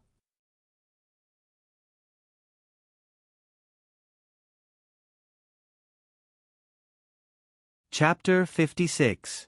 Okay, Yang Yi, why didn't I realize that you were so rich before? Murphy finally came back, but what followed was her questioning and interrogation. Just as Yang Yi expected, she soon found out about Yang Yi's petty bourgeois lifestyle. Not only did he decorate the coffee shop with expensive furniture and equipment, but he also bought many branded clothes for Shi, which filled a large wardrobe. Previously, Murphy had asked Yang Yi to take a picture, but because the phone's resolution in this world was still very low, Murphy couldn't see it clearly. She didn't know that Yang Yi had bought very expensive clothes for Shi. Regarding this, Murphy was still suspicious, but when she saw Yang Yi's expensive tyrant, Murphy's suspicion escalated to worry. Tell me honestly, did you do something bad? Murphy bit her lower lip and endured until they went upstairs. She was watching TV in the living room. Then she pulled Yang Yi into the kitchen and almost blocked him against the wall. What bad things? Yang Yi pretended to be confused. Murphy was so anxious that her eyes turned red. "You're still lying to me. If you didn't do anything bad, where did you get so much money? You bought clothes and a car?" Yang Yi was stunned. Murphy's outburst of emotions was a little sudden, and it made him a little flustered, especially when he saw her red eyes. Yang Yi felt that he had really done something wrong, and felt inexplicably ashamed. Seeing that Yang Yi's eyes were evasive and he didn't speak, Murphy anxiously stomped her feet and said, "If you're short of money, tell me, you're Shishi's papa, how can I not help you? Moreover, I have a lot of money too. Why do I have to do those bad things?" Looking at Murphy's appearance, Yang Yi also felt very uncomfortable. He didn't know why, but he suddenly thought of the 2 million that he had taken back when he was reborn. Back then, he felt that it was only natural. But now, facing Murphy's sincere eyes, Yang Yi felt that this was the most shameful thing he had ever done. He did not dare to speak bluntly to Murphy. "What are you thinking? What other bad things can I do?" Yang Yi forced a smile and continued to act according to the script he had thought of. "You tell me. Where did you get so much money? Don't tell me you're selling drugs?" At first, Murphy was as tough as before. Then, her voice gradually softened. "Don't hide it from me, okay? Even if you did something bad, we can think of a way to solve it together. I still have a lot of money. Maybe I can help you get out of this." This idiot. Yang Yi was also a person of flesh and blood. He was touched by Murphy's words. However, he was not a person who liked to show his emotions. The more unfamiliar this feeling was, the more he wanted to act normal. "Murphy, calm down." Yang Yi grabbed Murphy's shoulder. At 1.7 meters, Murphy looked tall, but her body was very thin. She had the delicate body of a southern woman. Murphy was not satisfied. Just like she wanted Yang Yi to give her an answer. "Okay, I'll tell you. I do have other sources of income, but they are all serious things." Yang Yi brought Murphy to his study. He turned on the computer and showed his currently serialized novel to Murphy. "I published a book online. I didn't expect it to be so popular." Yang Yi deliberately obscured the time of publication. Murphy also did not think of this. She sat down doubtfully and scrolled the mouse to read the introduction of the book. Seeing that it was a military novel, Murphy was slightly relieved. She did not read the main text, but she still believed that Yang Yi could write such a novel. After all, this guy did have experience in the army. "You wrote a book and earned so much money? You even bought a car?" Murphy frowned. She was puzzled. Yang Yi smiled faintly and said, "Yes, I should be able to earn millions this month." It was already the 3rd of June. According to the statistics released by the system yesterday, Yang Yi would receive 1,174,214 yuan and 8 cents from the sales and rewards in May. According to the new ratio, Yang Yi would receive a total of 1,174,214 yuan and 8 cents. Of course, rewards still accounted for a high percentage. Online sales could not show the power of soldier's assault for the time being. Murphy looked at Yang Yi strangely and said with jealousy, "Writing a book can earn so much money? If I had known earlier, I wouldn't have rejected someone who asked me to write an autobiography a few years ago. I worked so hard doing all the jobs, but I only earned a few yuan a month." Of course, Mo Fei was also exaggerating.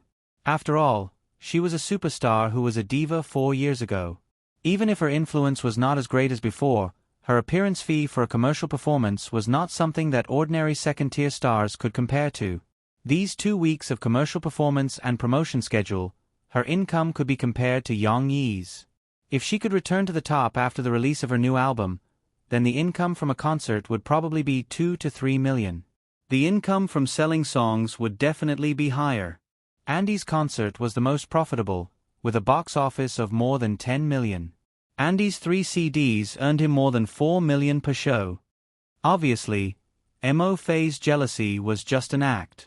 The faint smile on the corner of her mouth exposed her joy. Now she could confirm that Yang Yi did not do anything illegal for personal gain. As for Yang Yi earning so much from writing books, Murphy was happy for Yang Yi. "Are you staying for dinner tonight?" Yang Yi looked at Mo Fei, who was reading the novel he wrote with great interest while crossing her long legs in black stockings. The latter had no intention of moving, so he could only pour her a glass of water and ask helplessly. Murphy glanced at the water that Yang Yi handed over and drank half a glass. Her red lips left a lipstick mark on the glass. Murphy paused and glanced at Yang Yi, but she did not say the words in her heart. "No, Sister Ling said that she would treat me to dinner tonight. She must also come. Isn't it time to tell others about Yang Yi?" Murphy was also a little confused. What was her relationship with Yang Yi? "Forget it, I won't think about it." Murphy took the reluctant Shishi back, but she did not pack up Shishi's clothes, toys, and daily necessities. With the release date of the new album approaching, she was getting busier and busier. She might take Shishi back to stay for a few days and then hand her over to Yang Yi. "You even bought a car. Next time, you have to come over to my place to pick up Shishi." Before Mo Fei left, she asked Yang Yi to drive Tyrant to take her and Cece around the dam of the canal. She pursed her lips and said with some emotion, "Then, let's forget about today. I'll go straight to the hotel, and you'll have to send me back in the future." Yang Yi focused on driving and said calmly, "It's not a big deal. You can find me with a call."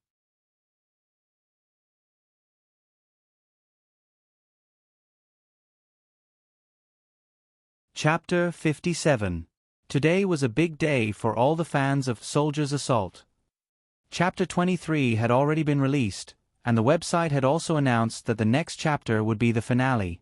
At the end of Chapter 22, Yuan Lang decided to give Su San Duo, who wanted to be reinstated, a month of vacation. When he let him go out for a walk, the fans who had been following the book closely realized that the book was coming to an end soon.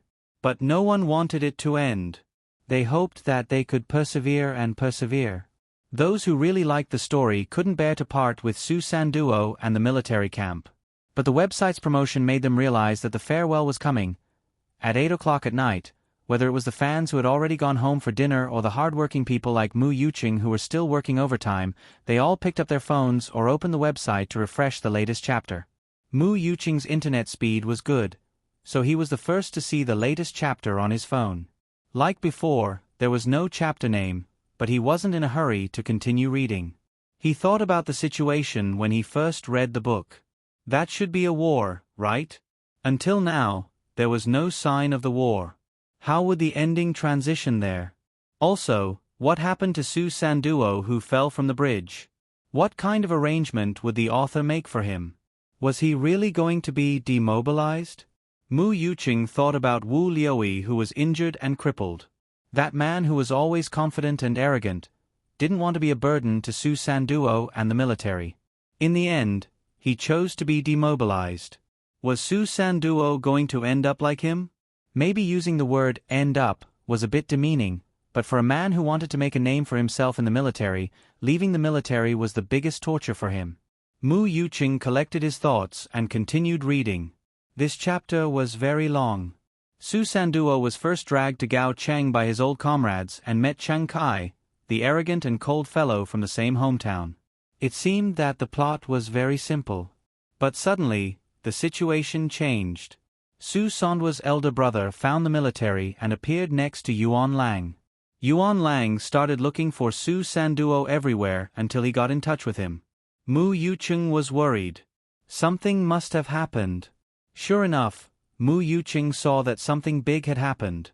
Su Sanduo's father had opened a small mine with someone else, but the explosives he had bought in private exploded. His father had been thrown into jail, and now the two injured people were chasing after him every day. Even his eldest brother, Su Yael, had escaped. This scene was very heart-wrenching, but what moved Mu Yuqing was that later, when Captain Yuan Lang received a call from Su San Duo to borrow money, he didn't hesitate and only said, "How much do you need?" Su Sanduo's comrades in the army pooled together 200,000 yuan in one go.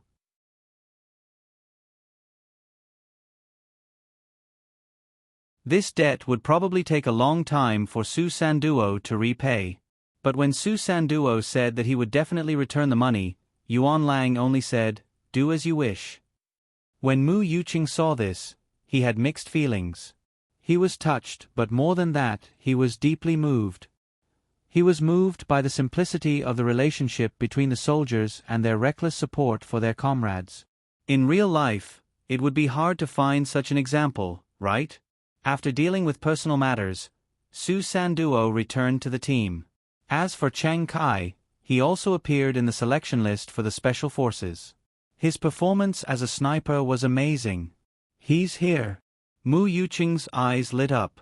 Chang Kai appeared in the first chapter, so he should be in the Special Forces. Sure enough, after some pestering from Su Sanduo, Yuan Lang put aside his prejudice and added Chang Kai to the silent team. Yuan Lang, Wu Zhe, Su Sanduo, Chang Kai. But Mu Yuqing didn't expect the author to change the scene so quickly, skipping the run-in and arriving at the final battlefield. The scene from the first chapter played out once again. So it was just a drill. Mu Yuqing saw Su Sanduo's final struggle before he fell, but he couldn't help but curse, "This idiot, why didn't he call for help?"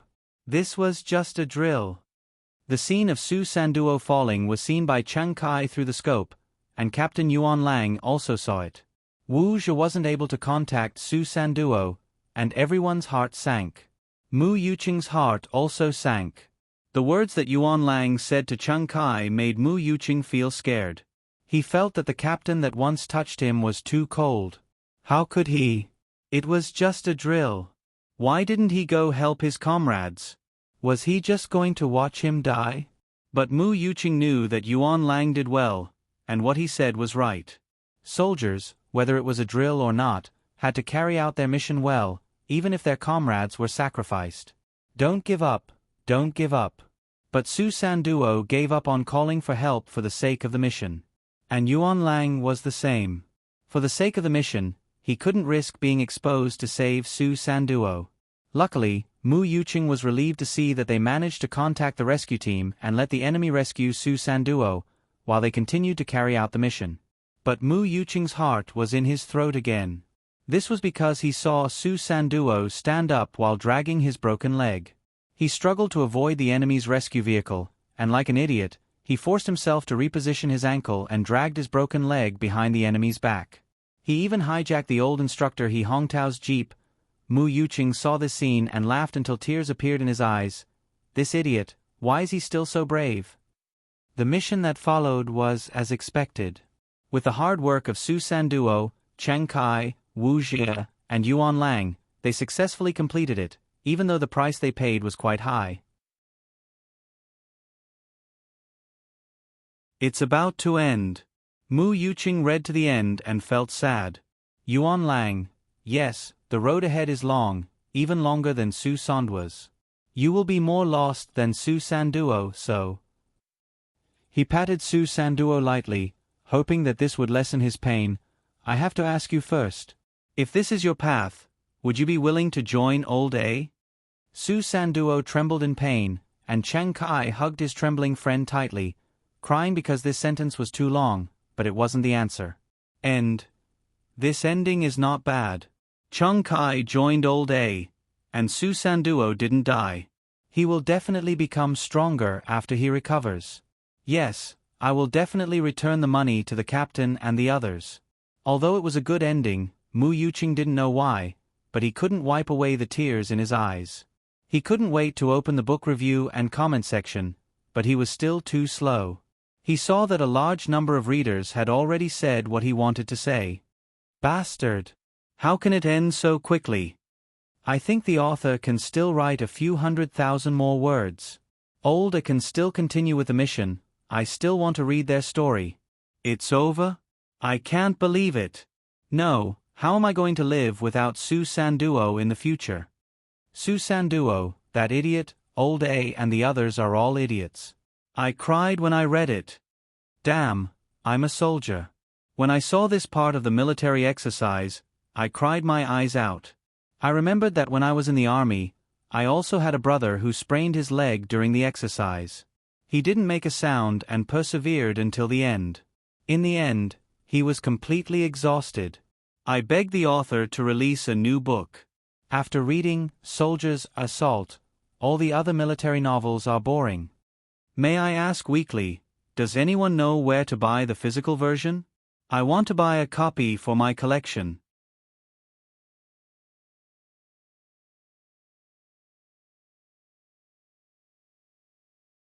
Chapter 58.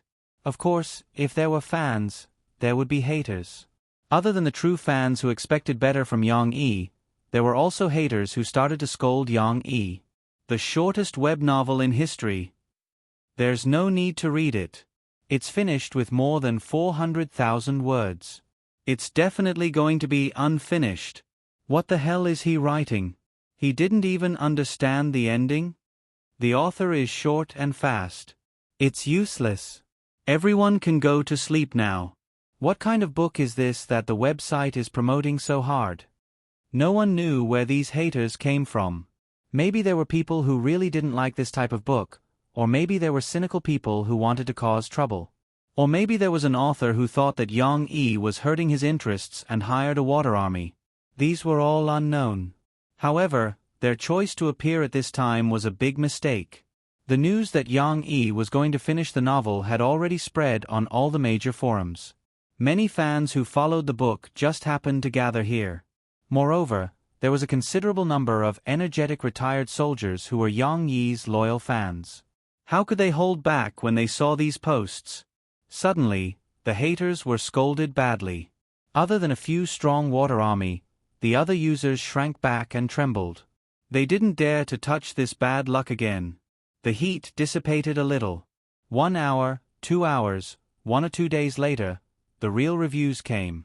First, look at Mu Yuqing's review. This guy used the small keypad on his phone to type out each word. It took him more than an hour. Yang Dada's novel is the best I've read in recent years. Let's not talk about his portrayal of military life, the description of the special forces or the soldier's spirit of not giving up. I just want to sigh at Yang Dada's portrayal of each character. It's really godly. Su Sanduo is the main character. His character is very special. His performance along the way makes people want to laugh and cry. But in fact, this novel isn't just about Su Sanduo. There's also Gao Cheng, Shi Jin, Chen Kai, Wu Lu Yi, Yuan Lang, and so on. My personal favorite character is squad leader Shi Jin. Because he's loyal and righteous, because he made a promise to Su Sanduo, he put in a lot of effort. For the sake of his soldiers, he had exhausted all his efforts. Like a naggy woman, he had taught them step by step and earnestly advised them. The scene that left the deepest impression was when Shi Jin retired from the army. He had guarded the capital for 10 years, but had never been to the capital even once. But when he and Gao Cheng were walking on the streets of Beijing, he cried. His tears of helplessness and disappointment were heart-wrenching. Other than Shi Jin, there are other outstanding characters. From his post, it could be seen that Mu Yuqing had really read this novel very carefully.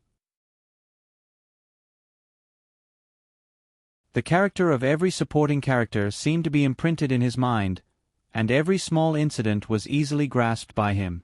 After reading the book, it always made one's heart surge with emotion and want to spit it out. In addition to this long post by Mu Yuqing, there were many other posts with insightful content in the book review section, such as this comment from a veteran of the Special Forces. This is the most realistic military novel. The author is definitely from the Special Forces. There are many details of special operations in this novel that most people don't know. Due to the confidentiality regulations, I won't exchange pleasantries with the author. But I have been a soldier for 12 years, and 5 of those years were in the Special Forces. I can see that many details in this novel are consistent with reality. It doesn't give me a sense of absurdity like other novels that are full of mistakes. For example, the plot where Old A encircles and suppresses the drug traffickers. You can go back and read it. The description is very long, but the battle doesn't drag on for long. In short, it's just a few sentences. First, it's a sneak attack, using bombs to break the tough bones of the enemy. Then, it's covered with firepower, and snipers observe from afar to fill in the gaps. Half an hour to end the battle, then quickly clean up the battlefield and evacuate within 15 minutes. The author's description is completely in line with the requirements of special operations. Special operations are to fight as soon as they arrive, and they must kill the leader of the enemy. After the battle, they must leave as soon as possible. I've read a novel before where a team of special forces went on a mission. After they took down the target, they still chatted leisurely, smoked, and some even took time to take a 2-hour nap. It really poisoned me. Come on, this is the enemy's territory. If you don't leave after you're done, are you waiting for others to surround you? Luckily, Soldier's Assault doesn't have such a stupid plot. I give full marks to the author. The person who posted this didn't know that the original version of Soldier's Assault actually had a lot of illogical places. For example, in this plot, the original author wrote that the battle lasted for an entire night, but in the end, there were still survivors in the village. Not only that, but in the later part of the search and capture segment, the TV showed everyone squeezing into a group to search, which made a lot of people who really knew the ropes complain. Yang Yi hesitated for a long time during the process of moving the book, but still decided to change some of the illogical places based on some of the memories of his predecessor. Of course, Yang Yi would not see this post, but there were a lot of popular posts and discussion posts in the book review section. Those who were eager to share the novel after reading it found a place to go. Some people even joked, the book review is better than the original series. Taking advantage of the large number of fans gathered, Chiyu also took the opportunity to advertise Yang Yi's new book on various pages. Announcement: in 7 days, Yang Yi, the author of Soldier's Assault, will return with a new book. The God of Resistance, Drawing Sword, will be an immortal monument. At that moment, the book review section became lively again. The new book will be released in 7 days? I'm looking forward to it even though I haven't read it yet. The new book is called Drawing Sword? It sounds so hot-blooded, but is this a war with cold weapons? Isn't it the God of Resistance? This should be the story of the last century's counterattack against the Japanese invaders. It's definitely not a cold weapon, but I wonder what Drawing Sword means? No matter what, set the alarm. It's going to be released next week. I'm so excited. I want to read it as soon as possible. I thought that after reading Soldiers, I'd be stuck in a book drought for a long time. Haha, I didn't expect the author to be so awesome. Why not release it today? I can't wait. I hope Yang Yi doesn't learn from other coquettish scumbags and keeps his style. As long as it's written at the level of Soldier's Assault, I'll definitely support it. This was obviously a fan from the iron-blooded web. Mu Yuqing only saw the news when he went to work the next day. He was so excited that he almost threw his phone into the subway tracks. Yang Yi's character is still guaranteed. The update rate is fast and the quality of the novel is high. I believe Drawing Sword will be a good novel too. I'll give you Piaohong first. I'm looking forward to it. After Mu Yuqing tipped, his excitement had not subsided. He made up his mind that when the author's new book was released, not only would he give a bigger red packet, but he would also invite his friends to read it. Although he was not the richest fan, he, Mu Yuchen, was definitely going to be the #1 hardcore fan.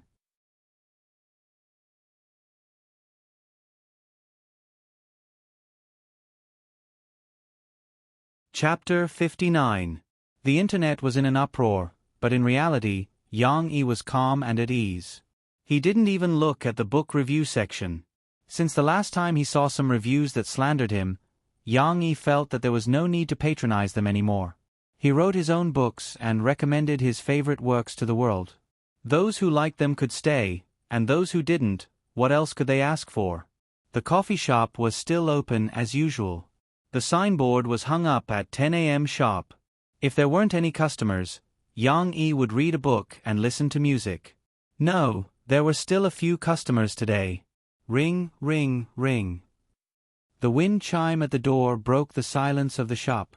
Even though Yang Yi was still playing music, this calm atmosphere could still be called tranquility. Yang Yi put away the book in his hand and stood up from the bar counter. The customers were 4 girls in their prime. They were beaming with joy as they held hands and talked in pairs. It looked a bit like the sisters in the dormitory had come out to play together. When they saw Yang Yi standing behind the bar counter, they were actually a bit scared. After all, Yang Yi didn't like to take the initiative to greet customers. He even had a faint smile on his face. Fortunately, a girl with short hair was braver. She took the initiative to ask, "Boss, what kind of coffee do you have here? Can you show me the menu?" Yang Yi was actually having a headache over this problem. Almost every customer came to him to ask for the menu, but Yang Yi didn't have the mood to print a stack of menus. Moreover, the coffee he sold wasn't the Starbucks-style coffee. What he sold today depended on the coffee beans in his jar. "It's all written here." Yang Yi pointed at the whiteboard behind him. On it, he wrote today's menu with a marker. Mocha, 30 renminbi a cup; Robusta, 40 renminbi a cup; Santos, 50 renminbi a cup. Before he finished reading, the girls exclaimed in unison, "So expensive." Yang Yi was a bit speechless, but he still patiently explained, "My coffee is all ground coffee beans. It's all handmade. It's normal for it to be expensive." Yang Yi felt that his price was too low. Better coffee shops sold instant coffee for dozens of yuan. He didn't expect this shop to make money, so he didn't raise the price by much. "It's so expensive. Why don't we just forget about it? There's a coffee shop at the East Gate. It's only about 20 yuan a cup." A girl whispered. Yang Yi was both angry and amused. He shut his mouth. That kind of coffee shop must have instant coffee, the kind that has been mixed with water. How could it be compared to his? Forget it. If she didn't want to drink, Yang Yi wouldn't force her. His street corner was selling emotions. Those who didn't know how to taste it probably wouldn't be able to feel it. However, the girl with the short hair said, "Forget it. We've been to that shop so many times. We said that we're here to experience life. Let's just give it a try." Well, in the end, they stayed. Other than the girl with ear-length hair, there was also a girl who seemed to be from a good family. She curiously ordered Santos and Robusta, while the other two girls ordered the cheapest mocha. After they finished ordering, they sat by the window near the flower bed and started chatting again. Because Yang Yi practiced internal energy, he had sharp eyes and ears. He could hear their conversation from afar. Originally, Yang Yi didn't want to eavesdrop. However, he inadvertently heard that they were talking about him. Yang Yi perked up his ears and listened. "Uncle Store Manager looks quite handsome." "Who said so?" "Even I think he's fierce." "I also think he's fierce. Looking at his eyes, I feel like he's going to eat someone." "Are you exaggerating?" "I think Uncle Store Manager just doesn't like to talk." "You guys, you must think that he didn't give you a discount because you're the belle of the wind department. That's why you're making malicious guesses." "Hee hee. How could that be?" "Littleine, tell us. Is this Uncle Store Manager's eyes especially cold?" "These youthful girls." Yang Yi helplessly shook his head. He collected his thoughts and focused on making coffee. However, he was also a little apprehensive. Could it be that he still hadn't integrated into the current environment? Were his eyes still filled with killing intent? This wasn't good. He would be isolated by society. Yang Yi suddenly remembered that when Hu De and Chong Zi came over, they were wearing glasses. He suddenly had an idea. 2 cups of mocha, a cup of Santos, and a cup of Robusta. Yang Yi still spent some effort to make the coffee. Then, he placed the sugar cubes and powdered canisters that he had bought a few days ago and brought them over. Coincidentally, they were discussing the music that was playing in Yang Yi's shop. "Please enjoy." Yang Yi liked to reduce his presence. Therefore, after serving the coffee, he left quietly. However, his ears still heard the girls' discussion. "I used to be a fan of Murphy. I thought that her song, Like Strangers, was super good. It was a must-listen at the KTV, okay? But I don't know why she disappeared for a few years. It hurt me so much. I heard that she didn't listen to the management company's arrangement and was banned. Who knows? Anyway, she hasn't sung for a few years. Now I heard that she's making a comeback. Does she think that the entertainment industry is still the same as before? She comes and goes as she pleases. Didn't Lee Man Man say it in an interview some time ago? A girl covered her mouth and laughed. She said, "Have you considered my feelings when you call her the queen of songs?" Lee Man Man is really straightforward and cute. Lee Man Man was only a third or fourth tier singer at that time. Now, Lee Man Man's influence is no less than Murphy's. She is qualified to say that. But I think Lee Man Man's singing is not as good as Murphy's. Although it's not bad, I think she was chosen as the queen of songs purely because she is popular, beautiful, and often sensationalizes in front of the media. Murphy is not like that. Her success is achieved step by step. She is very steady. This argument was immediately refuted. Judge, don't be so naive. Murphy's success was due to many people behind her. Haven't you heard of it? Her mother used to be a singer. She must have a lot of resources in her hands. She grew up with a golden spoon in her mouth. You still say that she relied on her own efforts? Murphy is not doing well now. I read the report that she has started to take commercial performances now, but she only sings a few old songs. I have also heard the new music sources posted on the internet. The songs are very ordinary and won't be popular. I think so too. Didn't someone say that many of her comeback albums are old songs? I don't want such an album. Whoever wants to buy it can buy it. Murphy also had a scandal before. Teacher Lu Shifeng of Shanghai Music Academy, we all played his song, Daughters of the River. Teacher Lu also scolded Murphy, saying that she didn't respect her teacher and was ungrateful. I didn't expect her to be such a person.